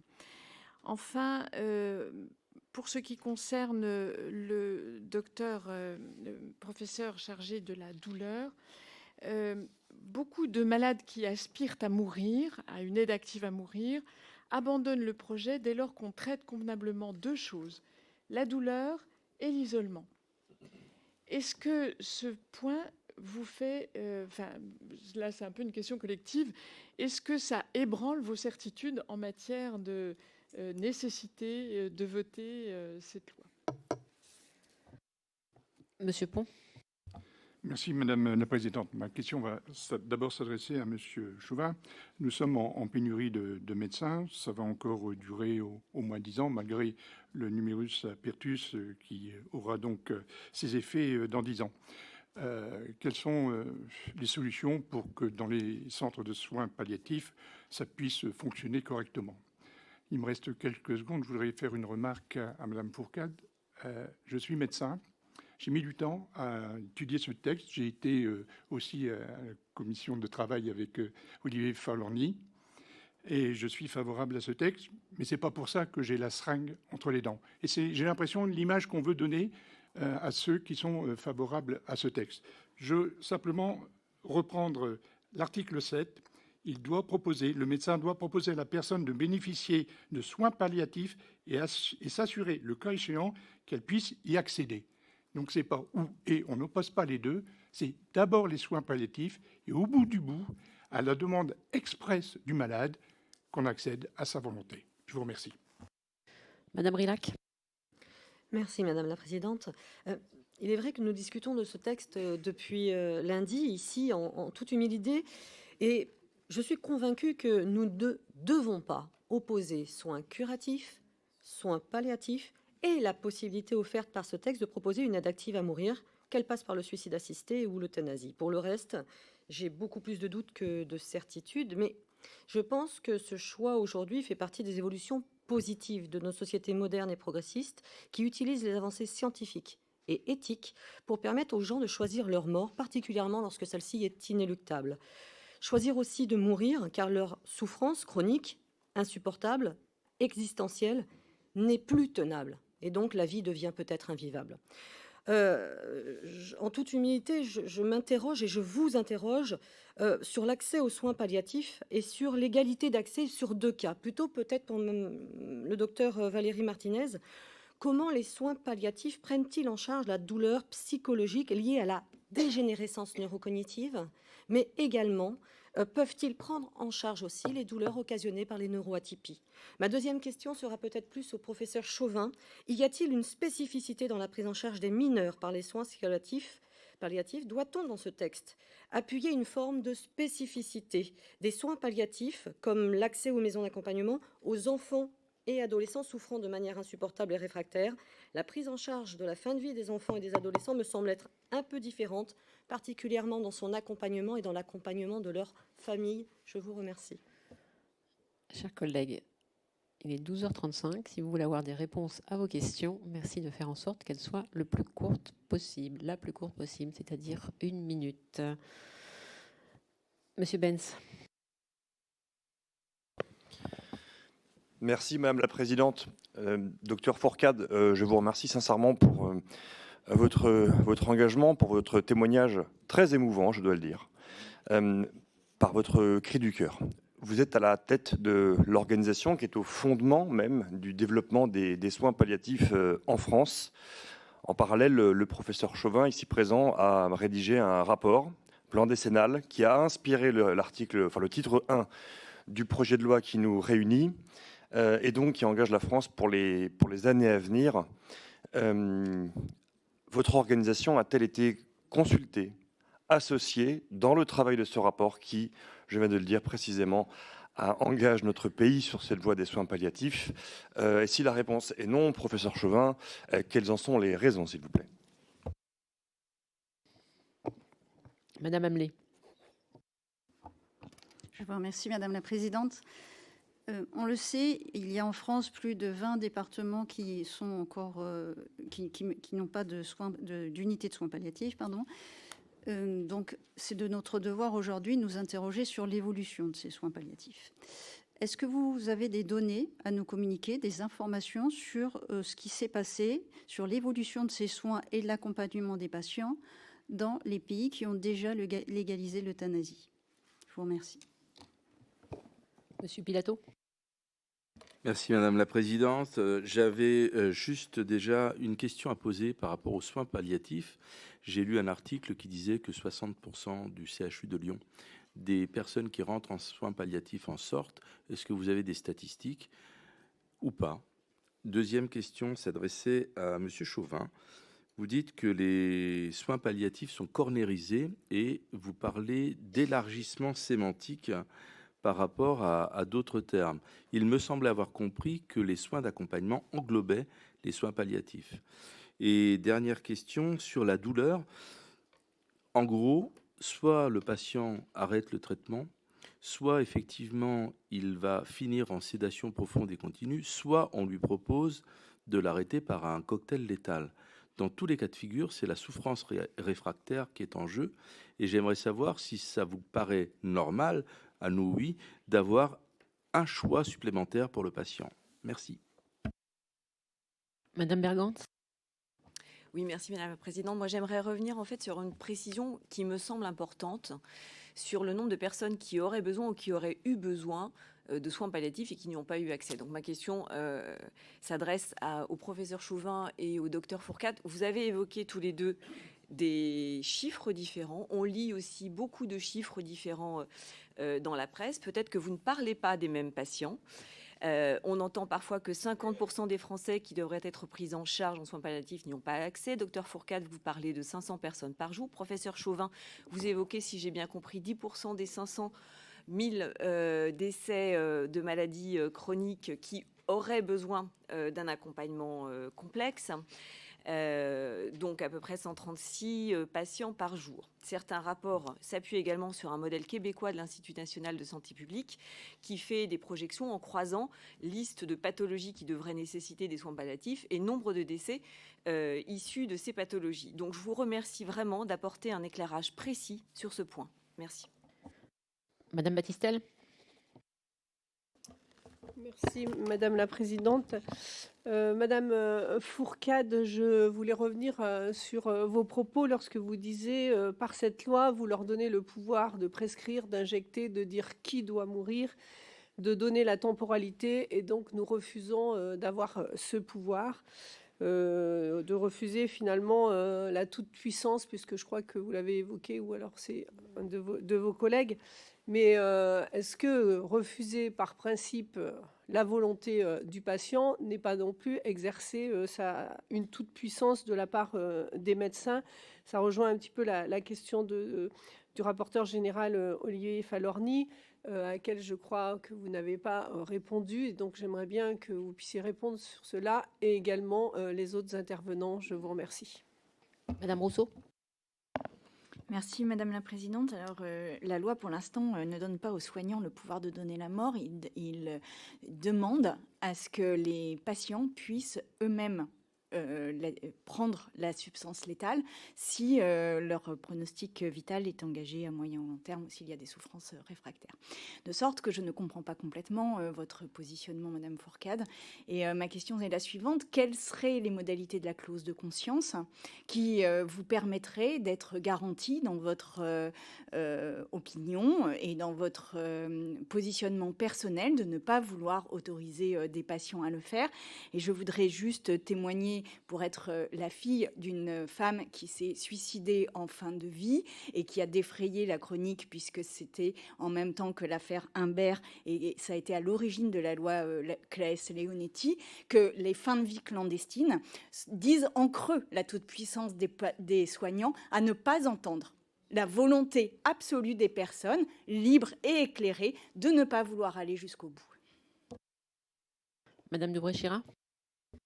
Merci Madame la Présidente. Madame Fourcade, je suis d'accord avec vous sur le fait de vivre dignement jusqu'à la mort, sur aussi l'aspect collégial d'une prise de décision pour avoir pratiqué ça dans ma carrière.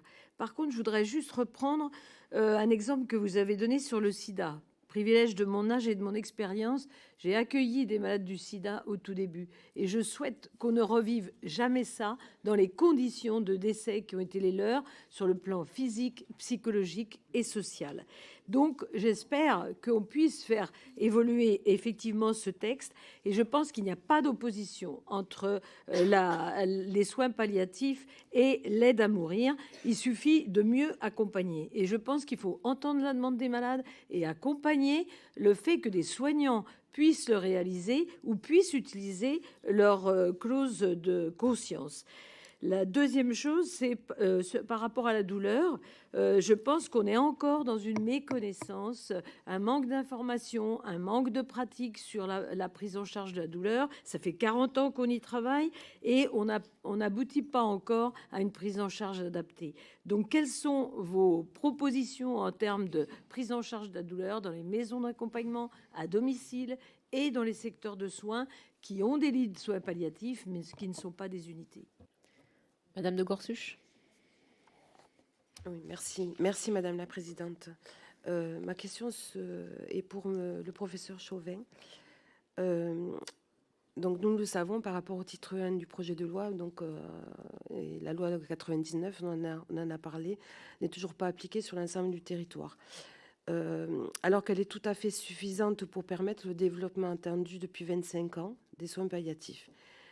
Mais nous le savons, il y a eu un manque quand même d'allocation budgétaire, un manque de volonté politique. Et d'ici 2034, donc 1,1 milliard d'euros supplémentaires est prévu. Et ce milliard d'euros supplémentaires investis sur 10 ans est à mettre en regard du 1,6 milliard d'euros consacrés actuellement aux soins palliatifs. Donc il s'agit d'une hausse de 6% de leur budget annuel, soit seulement 1,50 € de plus par Français et par an. Actuellement, 500 personnes meurent par jour sans avoir accès aux soins palliatifs et au soulagement. Ce besoin va augmenter de 4000 personnes par an jusqu'en 2046 en raison du vieillissement de la population. Donc ma question, comment pouvez-vous prétendre créer autant de moyens donc, pour les soins palliatifs sans avoir les budgets et en plus avec des créations des maisons d'accompagnement? Et ensuite, deuxième question, le projet de loi autorise l'exercice de l'euthanasie par un tiers. Que vous inspire donc sur le plan éthique cette disposition unique au monde, à notre connaissance, avec toutes ses implications sur la vie des familles, la vie en société et la multiplication des abus de faiblesse? Merci. Monsieur De Silly.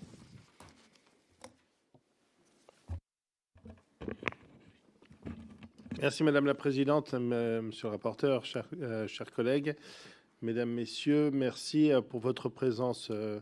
Madame Lévy, vous avez dit tout à l'heure que votre première intervention, quand vous avez dû apporter la mort par la dose létale que vous avez injectée, a été pour vous très traumatisant et que ça vous a poussé, malgré votre formation de médecin, à aller plus loin dans des recherches médicales pour entre guillemets, mieux comprendre et mieux aborder ce genre de situation. Ma question, elle sera très courte et très simple. Comment et dans quel contexte pensez-vous que c'est possible pour un proche d'apporter la mort à un membre de sa famille, à un ami, et quelles sont les conséquences psychologiques et psychiatriques que cela peut engendrer derrière pour cette personne? Madame Le Boucher. Oui, merci. Je souhaitais revenir sur les mots du docteur Fourcade en tout début, là, sur les mots permis de tuer, que je réfute totalement. Personne ici n'est dans cet objectif et c'est un bien regrettable du débat que nous avons aujourd'hui. Car depuis le début des auditions, tout le monde a salué le travail des soignants en soins palliatifs et porté la nécessité de les renforcer. Il n'y a pas d'opposition entre ces deux piliers du texte. Et rappelez aussi que des médecins et soignants sont favorables à l'aide active à mourir, le considérant comme un soin. Sur vos inquiétudes concernant la toute-puissance des médecins, je rejoins les propos et la question de notre rapporteur général. Et je crois surtout que c'est un texte qui met le patient justement au centre des décisions. La question, c'est comment on accompagne une personne dont le pronostic vital est engagé, dont la mort est inévitable et qui veut déterminer en toute conscience de sa mort et partir en conscience, entouré de ses proches. Que pensez-vous des propos de M. Claes, qui était à votre place lundi soir et qui estime qu'aujourd'hui, que même si la sédation profonde et continue était appliquée totalement, elle ne répond pas à toutes les situations? Et professeur Martinez, je reviens sur vos propos éclairants sur la gestion de la douleur. Pensez-vous qu'un critère de la douleur, au-delà du critère du moyen terme établi à 12 mois, mériterait d'être mis dans le débat? Monsieur Juvin. Merci Madame la Présidente. Question à vous quatre. Approximativement, combien de patients en fin de vie avez-vous personnellement suivis dans le dernier mois? Monsieur le professeur Chauvin, question sur le plan décennal et son financement. 1 milliard en 10 ans, c'est 100 millions par an en plus. C'est en fait l'évolution normale des soins palliatifs, c'est pas plus que ça. Est-ce que ces 100 millions, c'est en plus de l'évolution normale du plan de financement de la sécurité sociale? Et deuxièmement, comment garantir en 10 ans avec des lois annuelles? Deuxième question sur le financement des maisons d'accompagnement. 100 maisons d'accompagnement à 1 million d'euros par an, ça fait 100 millions par an, c'est-à-dire la totalité de l'enveloppe d'1 milliard. Je ne vois pas ce qui reste en plus. Deuxièmement, 1 million par an, ce n'est que le fonctionnement dans une maison. Qui paye l'investissement? Troisième question, 1 million par an et par maison. Si vous retirez 550 000, c'est ce que dit le ministère, pour les salaires, il reste 450 000 pour les patients, c'est-à-dire à raison de 320 € par jour la journée, ce qui est faible. 3 patients uniquement par jour. Est-ce que ces chiffres ne témoignent pas d'un sous-financement en fait, de votre projet? Monsieur Vigier. Oui, merci Madame la Présidente. Merci à tous les quatre, et en particulier à vous, Madame Lévy-Soussan, pour les mots que vous avez employés, et parlant de votre cheminement au contact des patients et des soins que vous avez déployés toute votre vie. Moi, j'ai 3 choses très simples à dire. La première, et peut-être un peu aller dans le sens qui vient d'être dit à l'instant par notre collègue Juvin, quels sont les moyens à déployer pour que le retard que nous constatons tous, et là-dessus il y a un point d'accord, on soit au rendez-vous sans plus attendre. La deuxième, c'est sur les maisons d'accompagnement. Est-ce que vous ne croyez pas que prioritairement, il faudrait les mettre dans les territoires? Dans un département où il n'y a pas de soins palliatifs, ce sont des équipes mobiles. Et je vois leur désarroi parce que je les rencontre de temps en temps. Elles n'ont aucun point fixe. Et la troisième chose, c'est sur la prise en charge de la douleur. J'ai surpris d'entendre que tout à l'heure, on n'arrivait pas à avoir, malgré ce pays qui a su, avec la Covid, en 2 mois, avoir un système d'information tous les jours, de tout le territoire national et donc naturellement hexagonal et ultramarin, on avait toutes les remontées, en temps réel. Comment, en 2024, dans ce pays, on n'est pas capable, sur les 600 000 décès, d'avoir toutes les remontées? C'est incompréhensible au moment où on met l'espace numérique de santé en place pour chacun des patients. Madame Boulou. Merci Madame la Présidente. Ma question est pour le docteur Lévy-Soussan. Vous avez choisi les soins palliatifs après différentes expériences, un besoin d'accompagner différemment. J'ai moi-même fait un DU de soins palliatifs après 10 années d'exercice. Je voudrais votre avis. Doit-on créer une filière palliative, une spécialisation, une filière palliative dans la formation des médecins? Merci. Monsieur, mesdames, vous allez pouvoir répondre. Je vous propose que vous ayez chacun 5 minutes pour répondre aux questions qui vous ont été adressées. On va commencer par Madame Martinez. Donc moi, je vais peut-être me recadrer sur la douleur et ce qu'on fait tout au long de la vie. Hein. Je ne fais pas de la fin de vie. Donc les structures douleurs prennent les patients tout au long de la vie. Et donc je vais répondre dans ce sens-là. D'abord, ce qui est important qui a été dit, c'est qu'il y a encore une méconnaissance, un manque de formation. Il y a beaucoup de choses à faire en effet. Vous savez qu'actuellement les étudiants en médecine en 2e cycle ont que 10 heures de prise d'enseignement de la douleur. Et ce manque de formation est dû aussi parce qu'il n'y a pas justement d'universitaires qui vont amener cette discipline au plus haut niveau, donc dans la formation, hein, au niveau des facultés, mais également au niveau de la recherche. La SFETD se bat énormément pour que justement qu'il y ait de la formation à tous les soignants, quels qu'ils soient, mais également une sensibilisation du public, des citoyens, puisqu'on est très peu formés, très peu sensibilisés à ce qu'est une douleur. Il y a beaucoup de confusion. Je ne suis pas sûre d'avoir convaincu la différence entre une douleur aiguë et une douleur chronique. Ce que c'est une douleur réfractaire. Quels sont les moyens pour la soulager? Ces caractéristiques, parfois que la lodynie, qui sont très importantes à partager, puisqu'en fait, dès qu'on touche un patient, ça peut être très douloureux. Et dans les EHPAD, par exemple, quand on a des AVC, des troubles neurologiques, quand on soigne les patients, on peut leur faire des douleurs dès qu'on fait des soins. Tout ça, c'est des choses qui sont à faire et cette formation est importante. Donc, j'ai entendu qu'on allait dans ce projet de loi vers un DES de soins palliatifs. Un DES et des professionnels en douleur sont importants ou en commun. Je pense que c'est très important d'aller par là parce que ça fait l'attractivité des jeunes qui vont venir, une visibilité également et l'avancée en recherche qui manque extrêmement à la fois en soins palliatifs mais également en douleur. Pour répondre sur le critère de la douleur, si on ne pouvait pas étendre ce projet de loi sur un critère de la douleur pour avoir une aide active à mourir, une aide à mourir, oui, je pense que c'est quelque chose d'important parce qu'en fait, tel qu'il est écrit, ce projet de loi écarte certaines personnes que nous, on voit dans ces structures douleurs. Et peut-être qu'il faut associer réfractaire, insupportable, sans perspective d'apaisement ou d'amélioration. Ça serait peut-être une façon de proposer les choses. Voilà en ce qui concerne la douleur. Je pense que pour les autres points, mes collègues qui voient des patients en soins palliatifs, moi, pour répondre à la question de combien de patients je vois par mois en fin de vie, c'est à peu près 2 par mois. Voilà, dans une structure de douleur où on fait la douleur chronique. Monsieur Chauvin. Oui, je vais... Madame Lévy-Soussan, allez-y. Je vais commencer par vous répondre quant à la spécialisation. Je pense justement, on l'a tous dit, on souffre de trop de cloisonnement.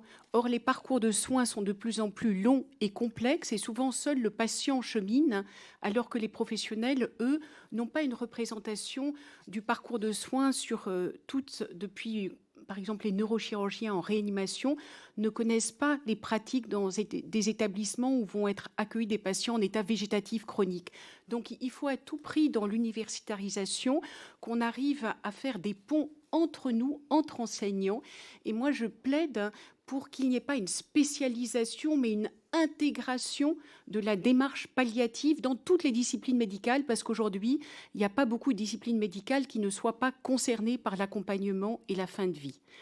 Donc ça, c'est sur le plan de l'universitarisation qui est nécessaire, mais qui ne doit pas s'enfermer à nouveau dans un sillon, mais qui doit vraiment plaider et œuvrer pour l'intégration dans les différentes disciplines médicales.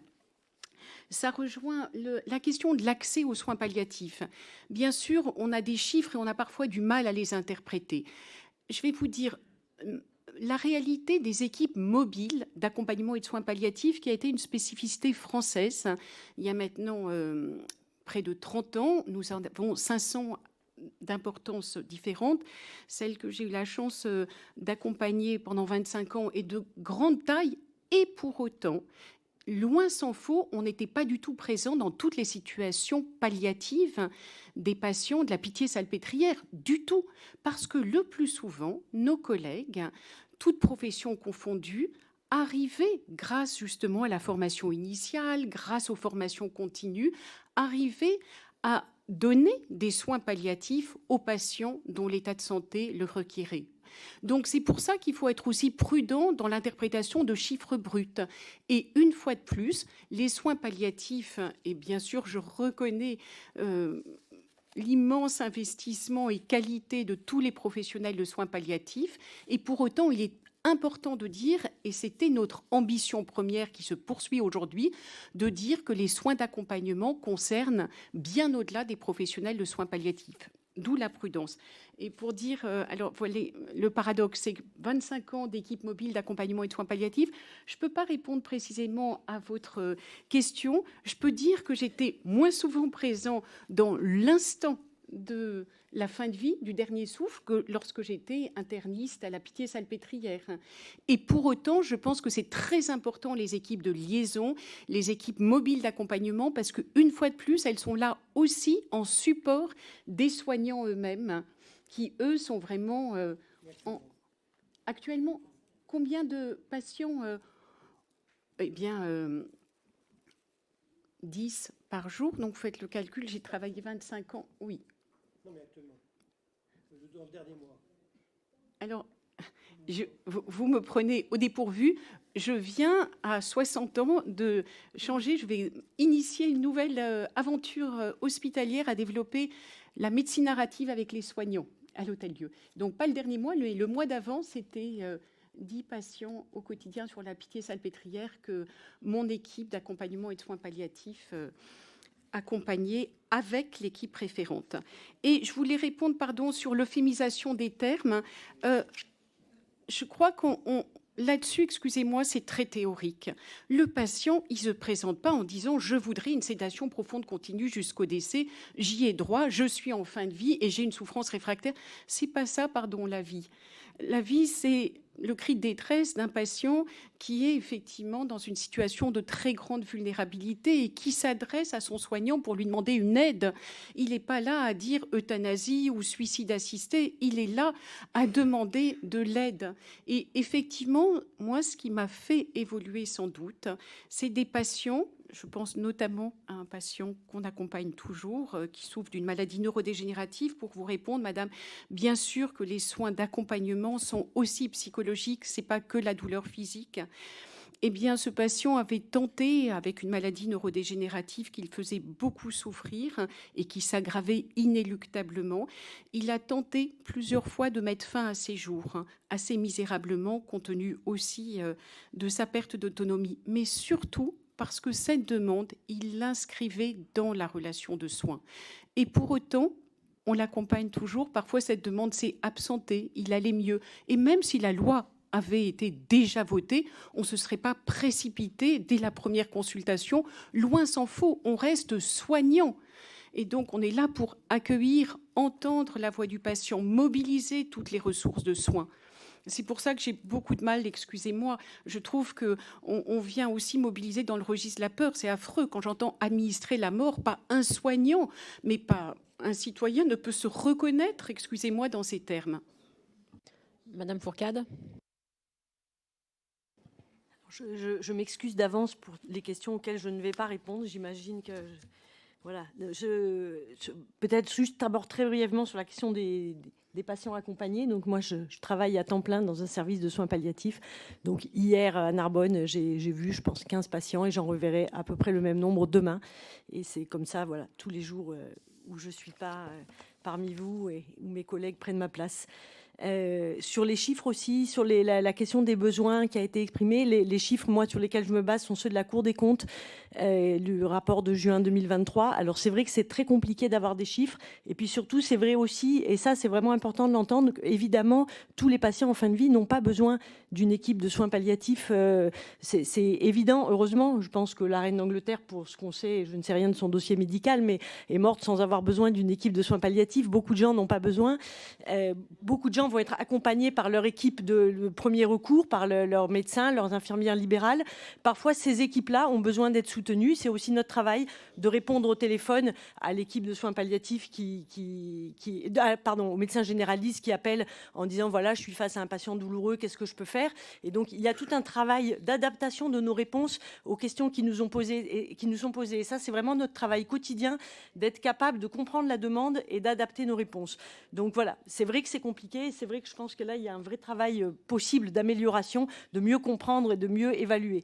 Sur la question des statistiques de sortie de service, alors là aussi, c'est différent d'un service à l'autre. Je pense que le professeur Chauvin a cité 80%, qui doit sûrement être un chiffre qui se base sur des statistiques globales. Dans le service où moi je travaille, 50% des patients sortent du service de soins palliatifs, peut-être parce qu'on a réussi à mettre en place une filière de soins palliatifs précoce. Et donc, on a beaucoup de patients qu'on accueille pour un temps, qui viennent pour réévaluer un symptôme et qui vont repartir à domicile, puis revenir en hôpital de jour, et puis qu'on va revoir en consultation. Et donc, je pense que plus on va prendre en charge les patients de façon précoce tout au long de la maladie, plus on va vraiment pouvoir les accompagner au plus juste. Il me semble que ça, c'est vraiment nécessaire et que là, il y a une vraie possibilité dans la stratégie qui est proposée de développer ça.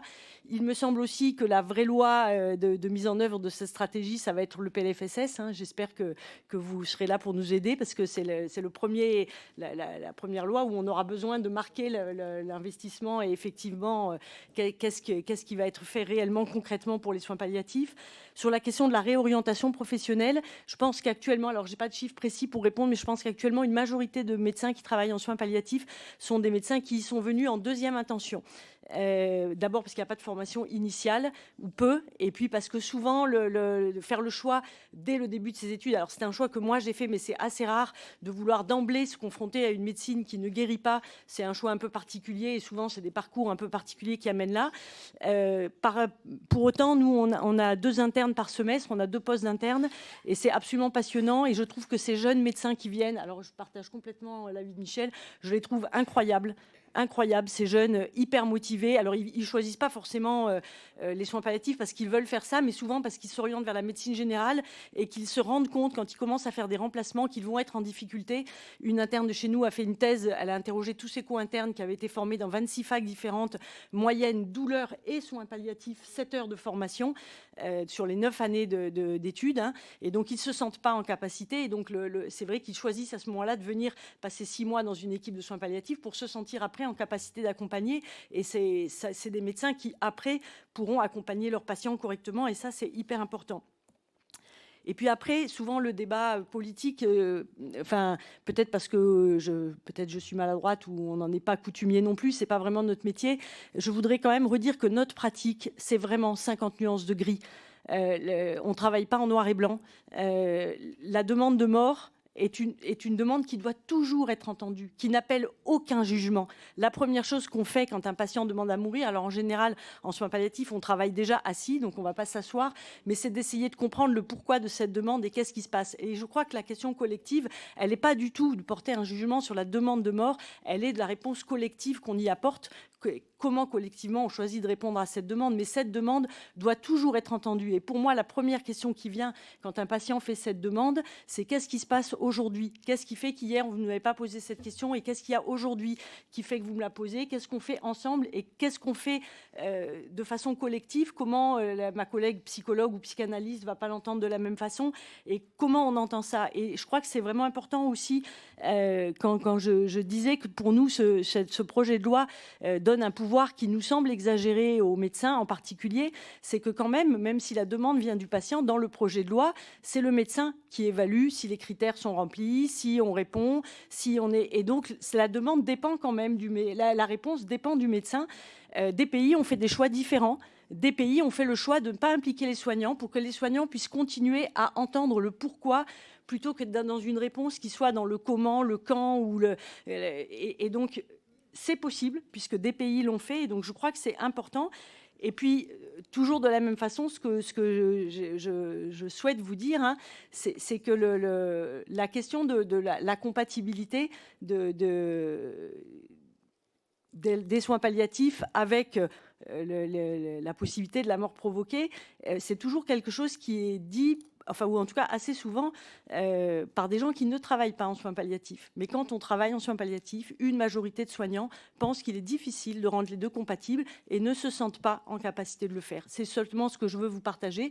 C'est ma pratique et celle que me renvoient aussi les gens avec qui je travaille. Merci. Et Monsieur Chauvin. Merci. Pardon. Merci beaucoup. Je vais essayer Voilà, je vais essayer d'aller très vite. Concernant les chiffres, effectivement, la Cour des comptes a fait une estimation. Après, on peut reboucler cette estimation avec d'autres estimations. On peut estimer que les besoins, que les personnes en phase terminale d'une maladie chronique par an sont à peu près 350 à 400 000 personnes par an, puisqu'il y a 450 000 décès, un peu plus, qui sont liés à des maladies chroniques. Donc, c'est forcément des personnes qui, pour une part d'entre eux, voilà. Après, les autres chiffres qu'on a en France, ce sont des chiffres d'activité hospitalière. Ce qu'il faut vraiment, le message que je voudrais faire passer, c'est que nous avons l'habitude en France de voir la santé à travers l'hôpital. Mais l'hôpital ne représente, et vraiment dans la littérature internationale, les recommandations, l'hôpital ne représente qu'une petite partie de la prise en charge, puisque par définition, c'est une prise en charge spécialisée et de recours. L'hôpital, c'est un établissement qui est fait pour ça. Et de temps en temps, on perd un peu ça et on confie à l'hôpital tout ce qu'on ne sait pas.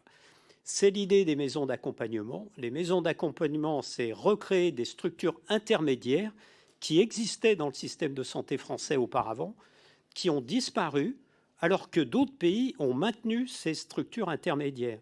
Ce sont des structures de proximité qui servent à faire le relais entre le domicile et l'hospitalisation dans des centres spécialisés. Les Italiens, par exemple, ont supprimé toutes les mutations aux urgences. Il n'y a plus de passage aux urgences dans un CHU, un CHG, pour des patients qui sont en phase terminale de leur pathologie chronique, parce qu'ils ont créé ces structures intermédiaires.